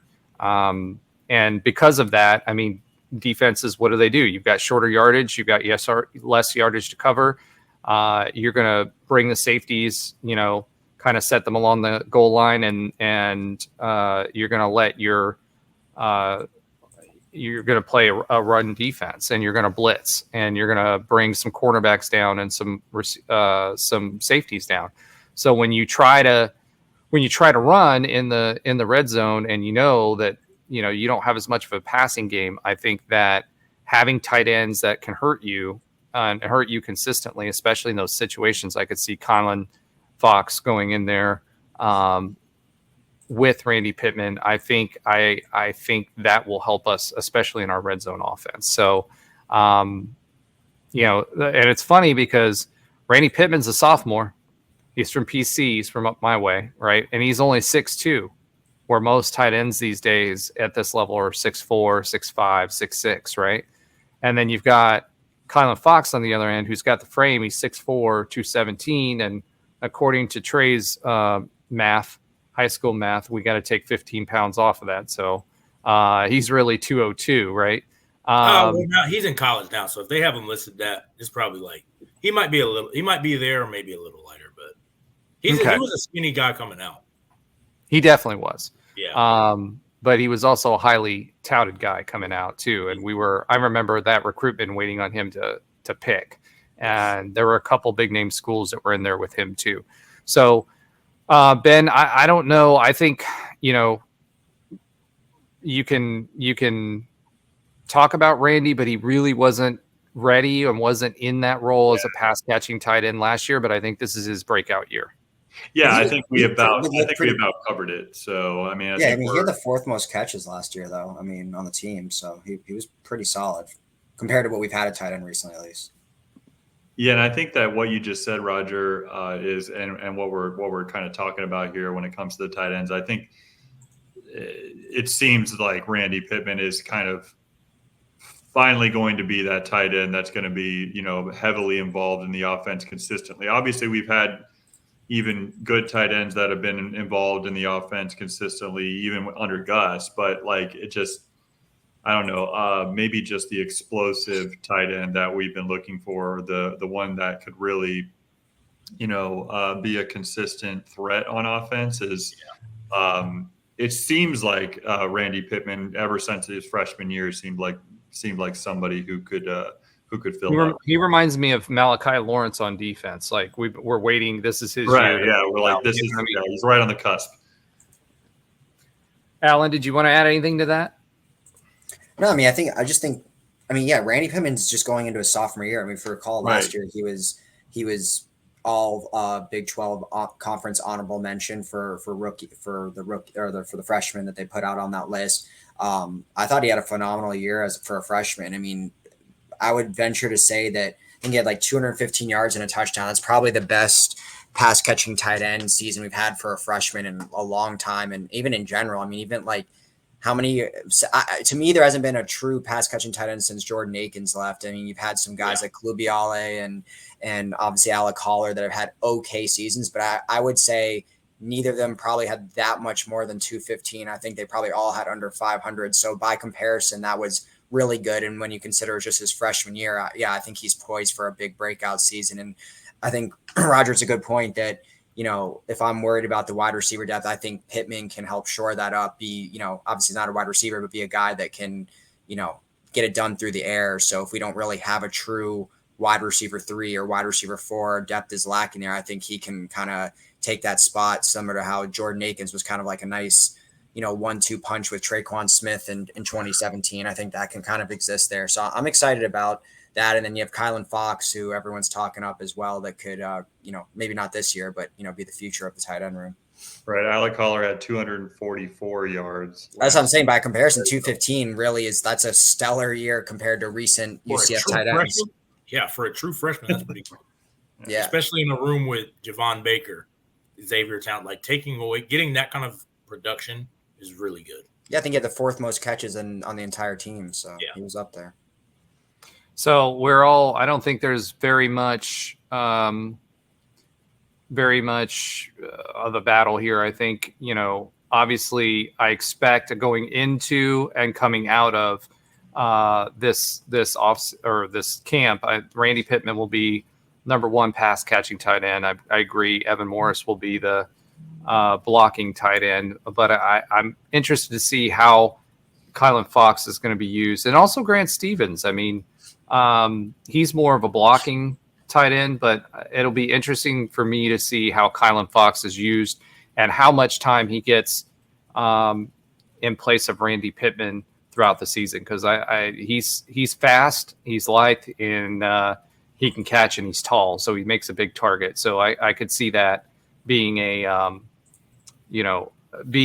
good opportunity, especially if we do what I think we're going to do, which is utilize Johnny Richardson in space a little bit more and get some more passes in space as well. I think he's going to be utilized more this season than he was last. So if we're going to start opening up the middle of the field, having a pass catching tight end is going to be a really positive thing. All right. So we've talked about tight ends. Let's talk about the offensive line. So they've been mentioned a few times. And as George O'Leary said, and most people say, games are won in the trenches. And, we had a pretty solid offensive line last year. It wasn't terrible. Like I said, we had some injuries, so we had a lot of movement. You had Beulah Schmidt that was involved at center. Caden Kittler was involved at center. Who was the other one? At center, Powley was the last one that finished at center. That's kind of who we settled on. But there was another one. I think it was it Marcellus Marshall? Somebody else was at center. But center seems to be Caden Kittler's. We did hear from offensive line coach Herb Hand that said that Caden Kittler got his leg rolled up on early. I think it was the Boise game, so he was out for a month. And Beulah Schmidt came in. Then Beulah Schmidt got hurt. Then, Caden Kittler came back, and then he got hurt again.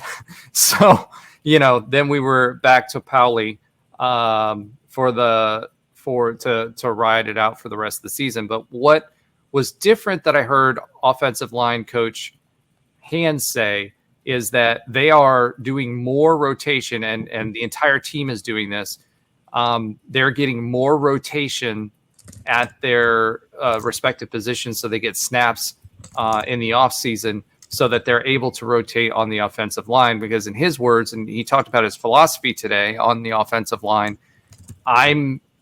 there's people that are assigned as backups at each position, but I'm going to play the top 5 to 6 guys that I possibly can. So if one goes down, it's going to be the 6th guy, whether he's out of position or not, playing that position because he's the 6th best offensive lineman that I've got. So that kind of puts some context behind things when people were wondering, well, why are we shuffling right tackle? Why are we shuffling right guard so much? Why are we center's obvious. If the guys are hurt, the guys are hurt, right? But why are we shuffling those other guys around and not putting the backups in? That's why. And he also mentioned that they're doing that as a Gus has been doing that, and Gus mentioned it too in one of his pressers. He's had 3 so far already. That they're doing a lot of having a lot of guys play different positions, so because they had so many injuries last year and last season, so that they can get the top guys out there, whether they're playing out of position or not. So it was very interesting. This year, you've got Caden Kittler expected at center. Marshall is coming back again this year. He'll be at right guard.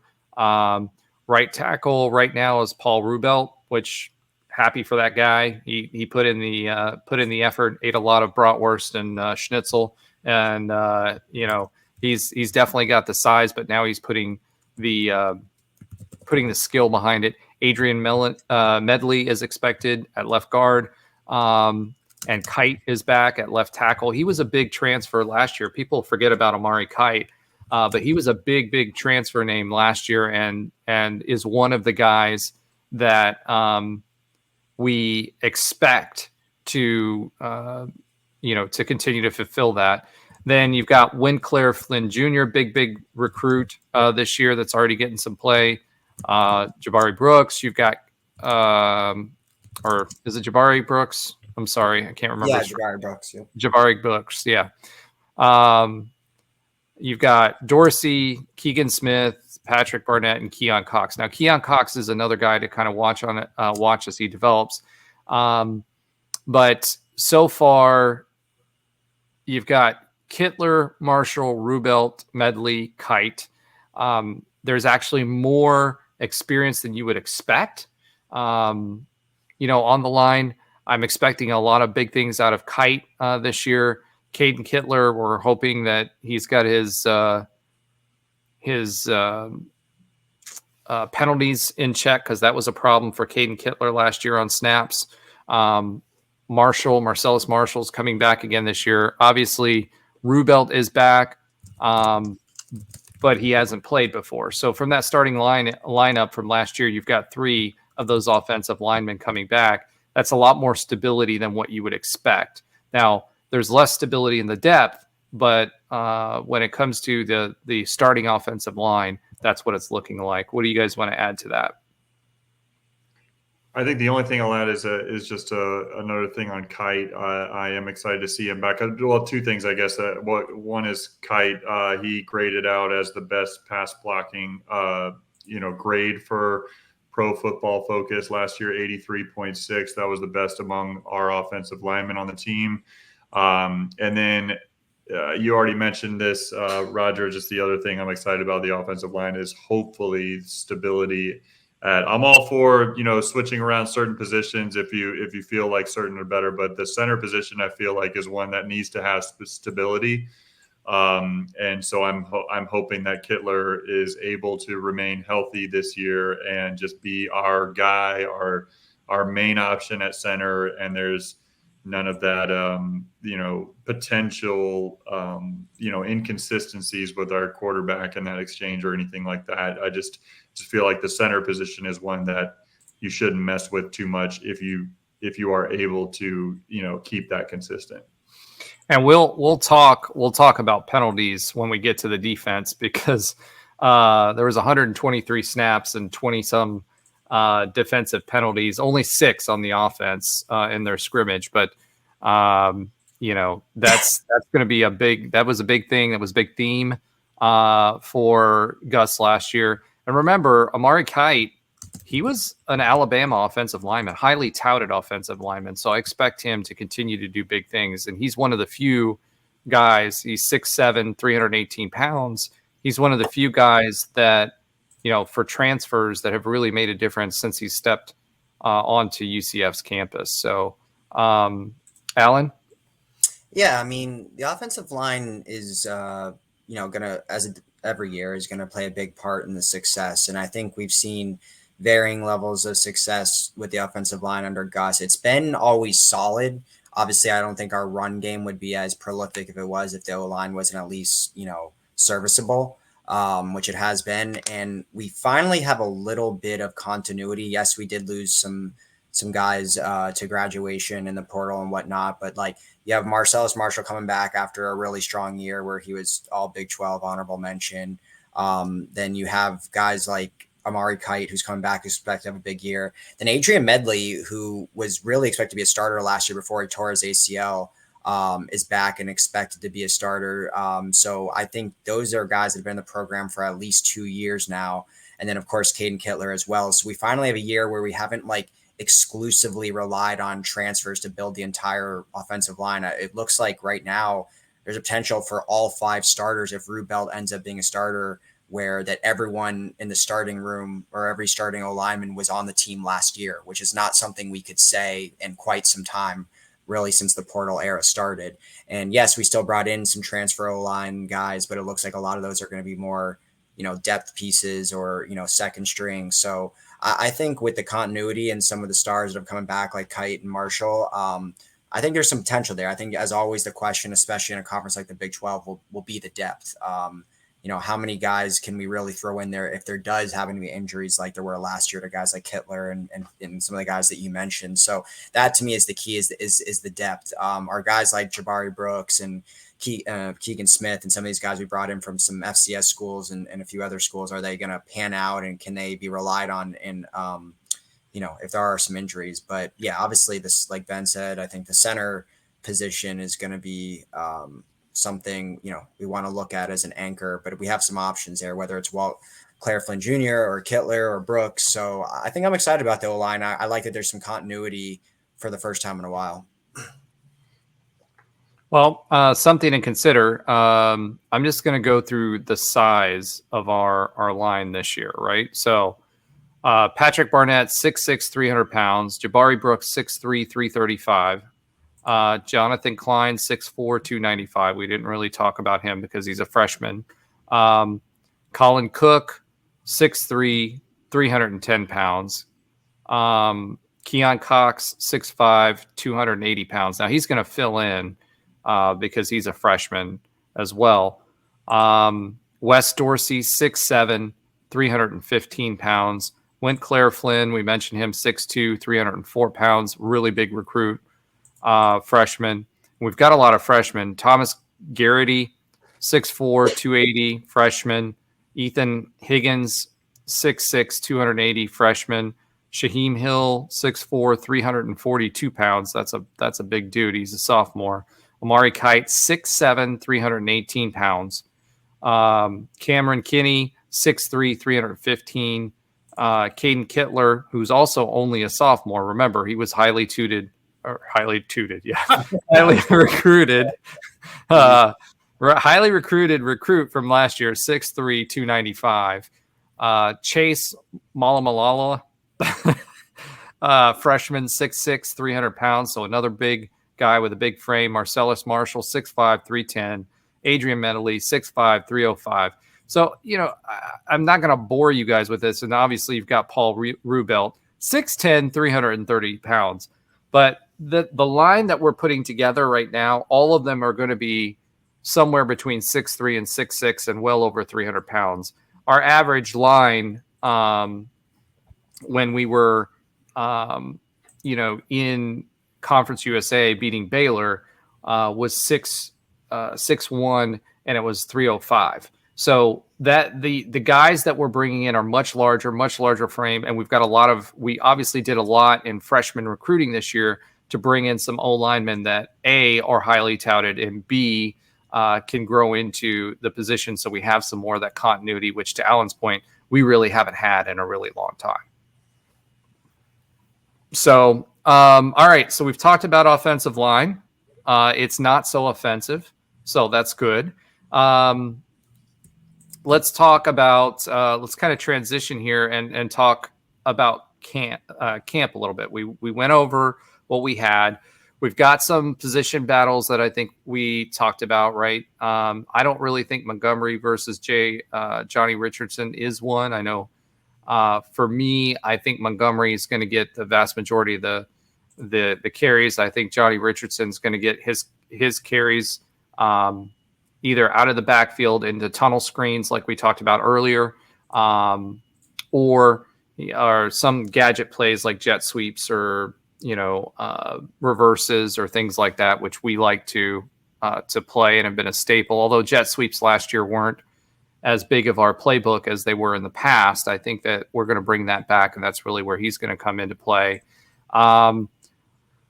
So Trent Whittemore versus Jacoby Jones. How do you guys feel about that? Do you think for the number 3 wide receiver, I think X is really the number 3. He's the slot receiver. But as far as the true number 3 guy, do you guys see Whittemore or do you see Jacoby Jones? I mean, if Whittemore's adding all this value in the run game, I think he probably edges it out. As far as, I guess, just stat-wise catches, I don't think they're going to really feature him that much. I think it's going to be, like you said, it'll be Randy Pittman, X, Kobe Hudson, and I think we're going to run the ball. So I don't know if he's going to make the impact, in the pass game, but I think if he's adding that much in the run game, I think it's going to be hard to keep him off the field, if that's what they're saying. So that would be my guess for right now. And, again, he's been here for a year or two. Just that continuity and understanding of the offense, where to be. Kind of finding your role within a team with a lot of stars. Sometimes having that dirty work guy is awesome in the offense as well. Alan? After seeing Jacoby Jones or hearing about Jacoby Jones' performance in the recent scrimmage earlier this week or last week, whenever it was, and catching 2 touchdowns, the natural inclination would be to go towards that. But everything I've heard, just from talking to several people like through my page, is that Trent Whittemore looks like he's on the path to lock down that like starting role, whether you want to call it wide receiver 2 or wide receiver 3, just going to be a starter at wide receiver. So, it feels like it's the battle between those two. Those have like the inside track right now, but it seems like just based on his ability to block, the fact that he made a lot of improvements in the offseason, it seems like it's his to lose right now, which you'd have told me that, prior to, or just like, heading into the offseason after a last season when it kind of looked like he was a bust. I know he played in, all the games, but he only had 3 catches. And yes, he was, used for, blocking and stuff like that. But I just didn't see him carving out a pass catching role. And that's what it seems like. Everything I'm hearing, it's going to be him, whether I agree with that or not. Yeah, I think for me, I think Jacoby, I think it's going to be, I think Whittemore, to your point, may be used for his blocking more than anything else, but for the receiving portion of it, I think Jacoby Jones, and I honestly think Chauncey Magwood, I keep hearing his name. I know he played at UK before and transferred over, and he didn't do as much last year. But I think Chauncey Magwood is going to earn himself some playing time this year as well. Ben? Yeah, I'll just, for the sake of time, I'll say I agree with you guys. I think that.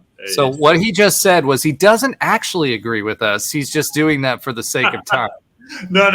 It seems like, I don't know. I don't want to say it doesn't necessarily matter who the wide receiver 3 is or the number 3 option wide receiver. It just seems like everything's kind of gearing up to being a more run heavy offense overall. And that if Whittemore provides that extra boost in the run game because of his blocking ability. I think that's going to translate into him, getting a lot of snaps at wide receiver. Now, it would be great if he does all of a sudden kind of turn into more of a pass catching threat in this offense, because I think we do need some options on that front outside of the guys that we've talked about in addition to Pittman. But we just have a lot of weapons on this offense as far as the running game goes, and certainly high-powered weapons at the top of the wide receiver game. So I think it's kind of like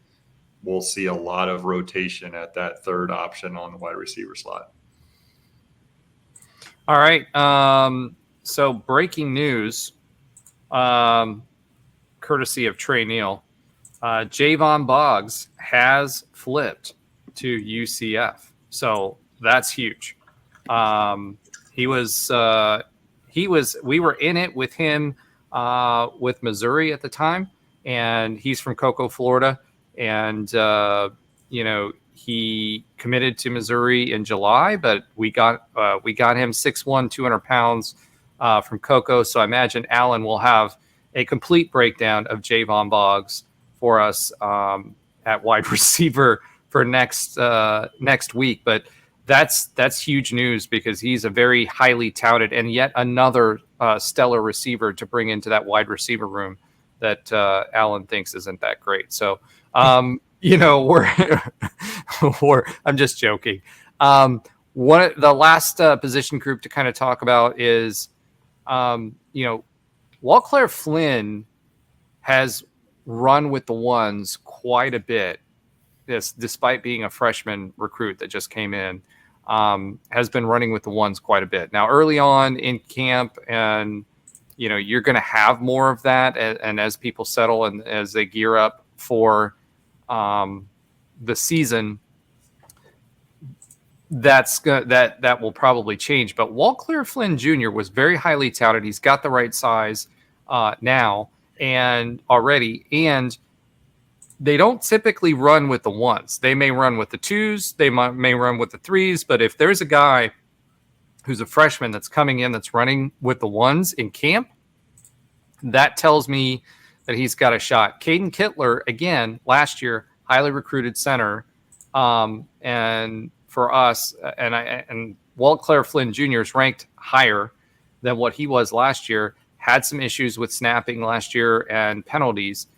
If Caden Kittler does not perform at a high level, do you guys think that Walclair Flynn Jr. gets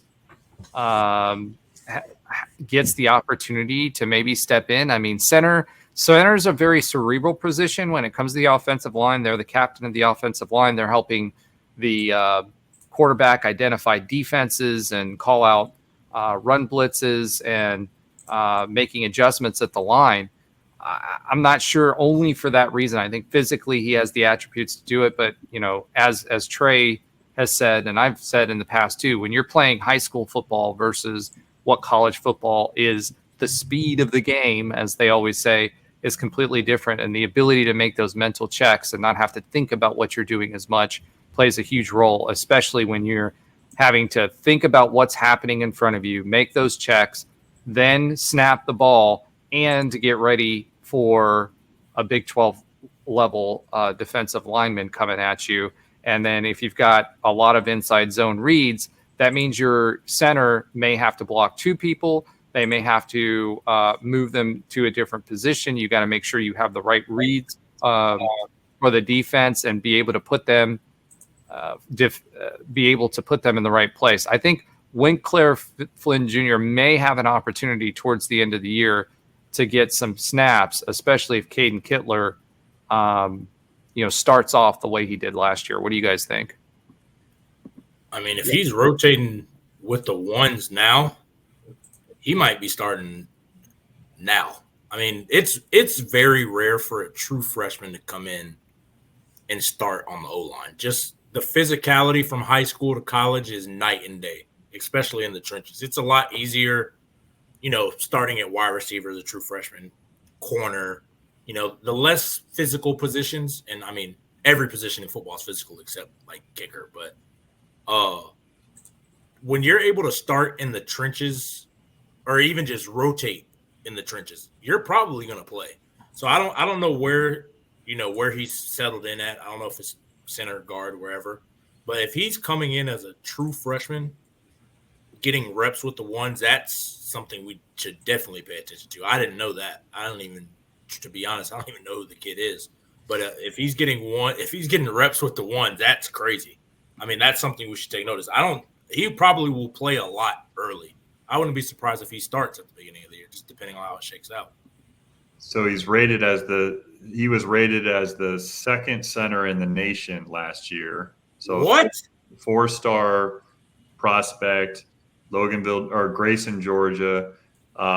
He was a second-team All-American in 2023. His fourth year earning All-America honors for that. So, he's a legit center prospect.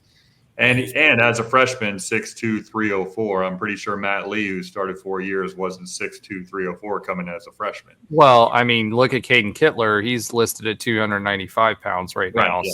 6'3", 295, right? So yeah, so he's already got 10 pounds on him. Yeah, the kid played football at a high level in high school. I understand the transition is tough, but I mean, he wasn't.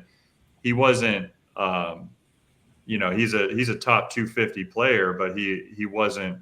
At his position, he was number 2 in the country according to the publications that we actually pay attention to. So. That we actually pay attention to. I love how you said that. Well, I mean, yeah. I mean, that's what I'm saying. He's probably.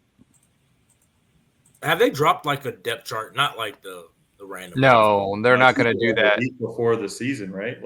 Yeah, they're going to. Their whole thing right now is, we want guys to compete, including the guys that were there last year to compete for those slots. So. But they're not going to tip their hat. He's rotating in with he was rotating in with the ones in camp. I can tell you that much right now. So that makes it interesting. On top of the pedigree, that makes it fascinating that he's taking first team reps as a true freshman at center, which is, like we said, is a very important position. That's a fascinating story that we have to keep our eye on. Yeah, especially, and like you just said, Ben, number 2 center in the country. Yeah, he's legit. He's legit, bro. Yeah, I wouldn't be surprised if when they release that depth chart, he's the starting center as a true freshman. Well, that just changes everything. That changes a lot. All that information y'all just gave in the last 5 minutes, that changes everything. Just the recruiting pedigree. And I know we don't want to just dive into rankings, but being the ranked number 2 center in the country by any website, coming in as a true freshman, rotating with the ones, there's a reason they're doing that. That's just not something you bat an eye at. That's big time. Well, that's coming in as a true freshman and a week into camp, he's with the ones. There's a reason they're doing that. That tells you though the level of recruiting that we're recruiting at right now. Yeah, goodness gracious. Yeah, he was first team All-State as a junior and senior. Yeah, holy smokes. Yeah, he's legit. He's a legit prospect coming out of high school. It says he started as a true freshman in high school. Yeah, he did. Yeah, he's a beast. Alan, did you want to add to that at all? Yeah, I mean, I think we talked about it a couple weeks ago. I think he's the second highest rated offensive line commit in the history of UCF. So. And for him to be competing already as a freshman, like everyone has already said, is very impressive. So, I mean, I think Kittler still has the inside track there just because he started pretty young, at the position and was looking really good last year until essentially injuries derailed his season. And then it was kind of a rotating door. So I still think he could get that position back just given his experience. But I wouldn't be surprised if, Flynn's getting, extensive playing time this upcoming season, whether it's the starter or the backup.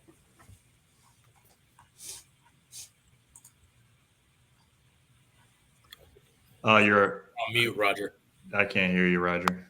All right. We kind of beat the position battles to death here. So let's, Alan, do you want to give us a little bit of the camp update of what we've heard so far as performance by individuals? Yeah, sure. So some of it we went over kind of during that segment there, but a few updates. I mean, Coach Malzahn has continued to kind of beat the same drum that he's upset with how last year went, and that this camp is going to be really tough, and he's going to really bring back the grit and the grind, I guess, to UCF football. So he's got a new motto, which is TNT, toughened together. He wants UCF to have the identity of being kind of a hard-nosed football team that's super physical, which I think matches up well with how the Big 12, is with just, how the lines are and everything like that. So he's kind of, doubling down on that. But the big thing, obviously, we had our first scrimmage last weekend, and we alluded to Jacoby Jones, our transfer wide receiver from Ohio, brought in 2 touchdown catches, as well as, a kind of overlooked tight end, Grant Stevens, who is a relatively big part of the 2022 class, or 23 class, I should say. He had a touchdown, and he had a touchdown catch. He hasn't really been talked about much, but that was interesting to see. Then as far as the, on the defensive side of things, Quad Bullard had a really sick pass breakup. I suggest everyone check it out. It's on UCF's Instagram page. Broke up a KJ pass. I forgot if it was to Kobe. I think it was to X, maybe. I can't remember, in the end zone there. Had a really nice pass breakup. And then Gus alluded to this, but Miles Montgomery broke off an 80-yard touchdown run in the scrimmage as well. So seeing some of the the transfer guys look good, and then some of the mainstays like Bullard looking good as well. I guess some of the big, on a positive note, the offense had no turnovers, which was obviously a good thing to see. But is that a positive note, though? Because we're doing that. We're trying to get turnovers on defense. That's true. Yeah. I mean, I guess it's good that none of our offensive guys are fumbling or, throwing picks, but a bad thing that the defense didn't force any turnovers. But the thing that really stood out, I think we all saw this, was the team had 18 penalties in that scrimmage alone, and 13 of the 18 came on defense. A lot of pre-snap penalties, according to Coach Malzahn. So something that he's going to emphasize and try to clean up. I know we've had a lot of issues with penalties in the past. There was that 1 year under Coach Heupel, and then a couple of years under Gus, where it's been a problem. It's been a reoccurring problem, just with discipline and things like that, especially on pre-snap penalties. So hopefully that's gets fixed. Some other stuff, during his press conferences, Gus has repeatedly kind of mentioned a couple of these guys that I put out here on this list, which is Malachi Lawrence. Nothing that we're really surprised about there. Obviously, Malachi had a breakout year last year, and with Tremont Morris Brash in the NFL now, Malachi is going to kind of take over that pass rushing defensive end role. Then obviously Xavier Townsend's been mentioned, not only as one of the better receivers, but Gus actually said, quote unquote, he's one of the better players on the team as a whole now. So looks like he's taking a step forward, which is great to see. Then we already talked about Trent Whittemore a lot, so I don't need to mention him. And same with Chauncey Magwood. I think, essentially they listed all the receivers as looking better. So I don't know if that's a good thing to try to make us all feel better, or it's actually the truth. I guess we'll find out soon. We're trying to respond to your skepticism, Alan. Exactly. Yeah, it's interesting. I feel like he always the problem positions there where he goes over the top to mention guys, but obviously that's good that we're hearing that. And then the other one was the freshman DB Chasen Johnson, who has been really turning heads since the spring. I think a guy that's going to be rotated in right away. I don't think he's gonna be a starter at corner, but I think he's going to play extensive ball next season. So that was great. A couple other things, KJ still not playing live. We already mentioned that as far as the scrimmages, and then the kind of the things that as a whole, just a quick rundown that Gus harped on was, that UCF has 40 new players. He's mentioned that a bunch now, 40 new players between the transfers and the freshmen. So, they have a lot of talent, but they're still learning the playbook, and they still need to, kind of get that chemistry and, know how to play together. They're incorporating a lot of new pieces. Running backs obviously looking explosive. Our running back coach mentioned that obviously the room looks great, and we're no surprises there. The O-line is showing daily development. The wide receivers are looking good, but they're emphasizing on the blocking. They want it to improve there. And then, we kind of really talked about Gus, how he's done his self-evaluation over the last year and how he really wanted to put his stamp on this team by, being the true offensive play caller, not giving up any of those duties, all things we've heard about. And then I guess the final thing would be just Ted Roof. A lot of our defensive players have mentioned this now. They've gotten a lot of questions. What's the biggest difference from last year, from going from last year's defensive coordinator now to Ted Roof? And that is the blitzing and being much more aggressive. So a lot of players talk about, getting to the quarterback.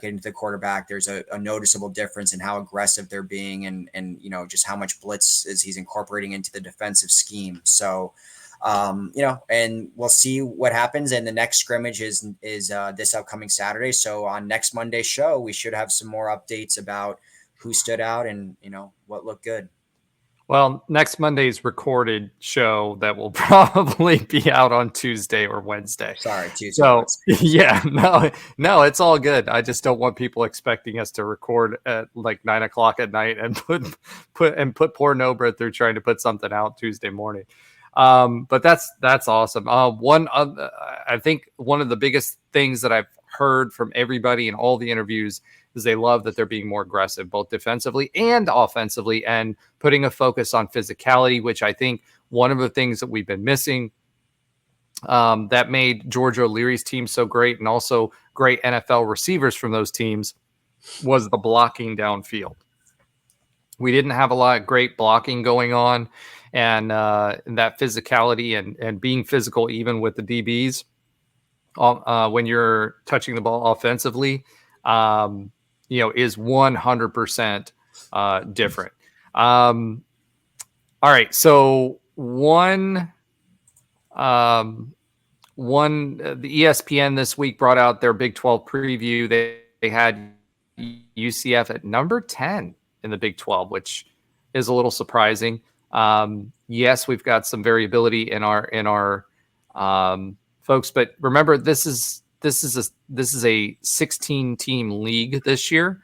So saying that UCF is bottom half of the league, it certainly is different than what a lot of other people are saying. I think that's a lot lower than what it should be. Quick thoughts on that, because I know we're getting into the 2-hour mark now. So who said that about the ESPN's preview had us at 10 out of 16. Did they have Colorado above us? No. Yeah, no, they didn't. I mean, I think it's personally, I just think it's reflective, these preseason, or these previews, I should say, of the Big 12, which we'll see more and more of over the next week or so. But I just think it's reflective of this conference has a couple of teams that are clear favorites, and Utah, Oklahoma State, these teams that, that have a little bit of a reputation coming into this season that nationally is very strong.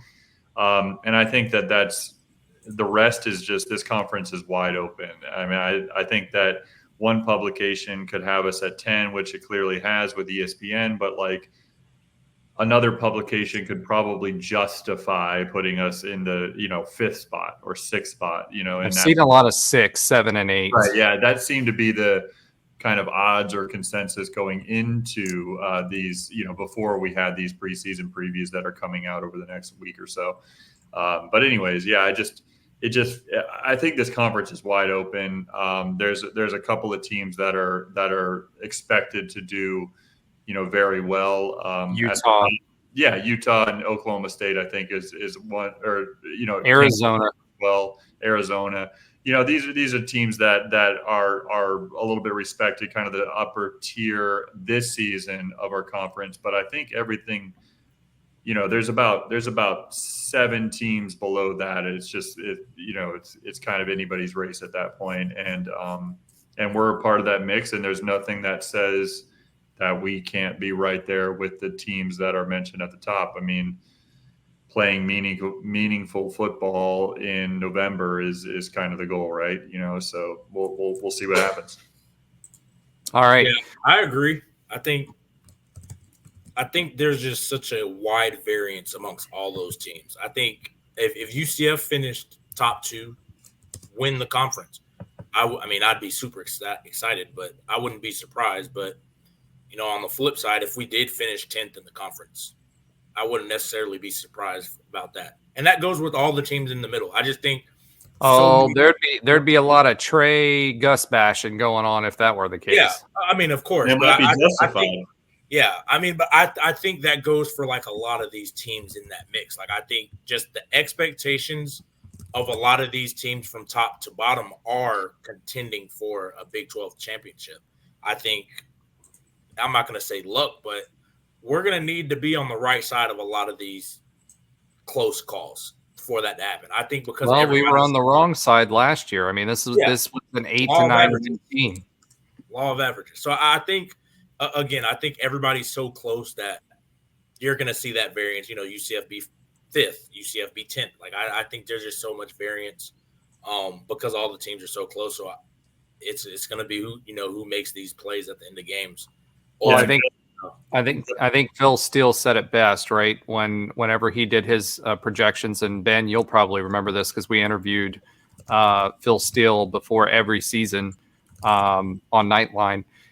One of his factors for the performance of a team was that if they were within a touchdown, and they lost, more than 1 to 2 games by a touchdown. So if it was consistently within a touchdown, which we lost probably 4 games to 5 games at least that were within 3 points, let alone a touchdown.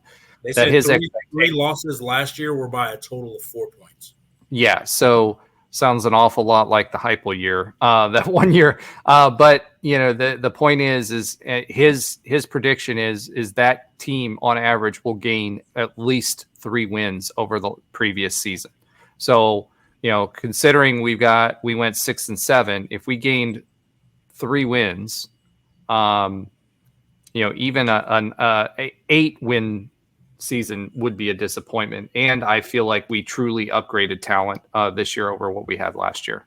Yeah, and I'll just say, like, Gus also said it pretty well in his media day press conference when he said, like, I don't know how you can put a whole lot of stock in preseason, polls or previews or whatever when we're talking about an average of 30 to 40 new players on each team. The transfers, it just makes it hard to really predict how a certain season is going to go. So, obviously, would we be talking really positively about this preseason preview if we were 3rd? Yeah, of course we would. But by the same token, I think it's just reflective. Personally, I think it's reflective of how wide open this conference is this year, which is an exciting thing.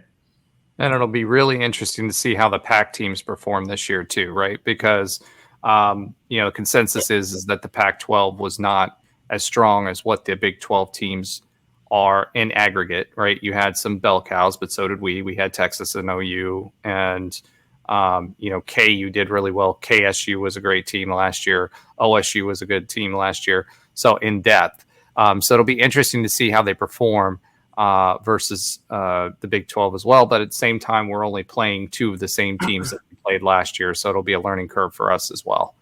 All right. Let's talk a little preseason honors. RJ Harvey named to the Doak Walker Award watch list. That's huge. I just, to our point earlier on how many carries he gets, I think that's going to limit him. He was number 3, I think, last year, behind Ollie Gordon and Texas Tech's. I never remember his name. The Texas Tech running back. So I think that's going to be a big thing. William Wells was named to the Werfel, which was named for Danny Werfel Trophy watch list, most impactful leaders in the community. Lee Hunter to the Nagurski watch list, best defensive player. Outland Trophy watch list, best interior lineman. Xavier Townsend named to the Harung Award watch list, most versatile player in college football. So it's always good when you have like a lot of big impact guys that are in these national award lists for contention. So that's always a good sign. Real quick, I want to give some quick listener love to a couple of our new followers on YouTube, Bill Ostendorf and Rock J. Rock J, I don't know what that stands for, but thank you for following. Make sure you tell your friends, and let's keep that going. Alan, let's take us out with Alan's Oxymoronic stat of the week. Yep, just a quick one. So since we went through that entire depth chart, if that stands and we you sound excited about that, by the way. What, the depth chart? Going through the entire depth chart. Oh no. But yeah, if that stands, and you're looking at essentially, let's call it, we're specifically talking about the offense.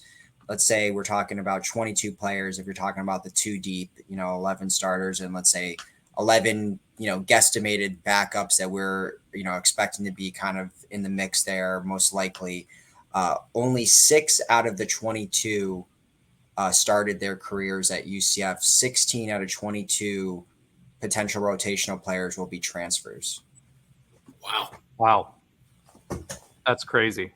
Yeah. That's like a 180 from how when I played, at least, teams were built. It's yeah. Complete 180. Yeah, that's a 540, dude. You spun around a few more times before you get there. But real quick, I do want to say this just to kind of put a finer point on this Javon Boggs news. This is the highest rated, obviously if he signs, highest rated recruit to date in UCF football history, number 67 nationally. Wow. So 67. Number 67 nationally right now. So if he sticks, which I expect he will, again, the people that we were recruiting against, you're talking Georgia, you're talking Ohio State. Ohio State. He was committed to Ohio State, decommitted. Then it was Georgia. It was Mizzou, obviously, and a few others. And he ended up at UCF. And that's good because, again, it's part of that Cocoa pipeline that we've been trying to establish for a really long time. And he joined Cedric Hawkins, who also came from Ohio State, was also a Cocoa player that they knew each other. So that's huge. So can't wait for Alan's update on him next week. A lot of positivity, a lot of recruiting battles. Again, this is what it looks like at the beginning of camp. We will talk about it again at the end of camp when we actually have a depth chart, and we'll be able to see how accurate we were with what our thoughts were on this. Claire Flynn, honestly, he's a wild card, I think, for offensive line. And I think with that and some of the other things that we mentioned that Tre even didn't know about, the quality of player that we're bringing in right now is heads and shoulders above where we were and where we're going to keep moving up that ladder. So thanks, guys, for hanging out with us for this long. Thanks, you guys, for hanging out for 2 hours and 22 minutes and 18 seconds. With that, I'm going to bring it to an end. Josh, our thoughts and prayers are with you and your family this week. Go Knights and charge on. Charge on, baby. Let's go. Hey, guess what? I get to control the production because he's not doing since Nober is not here this week. So I get to talk as long as I want at the end of the show, unless I decide to cut myself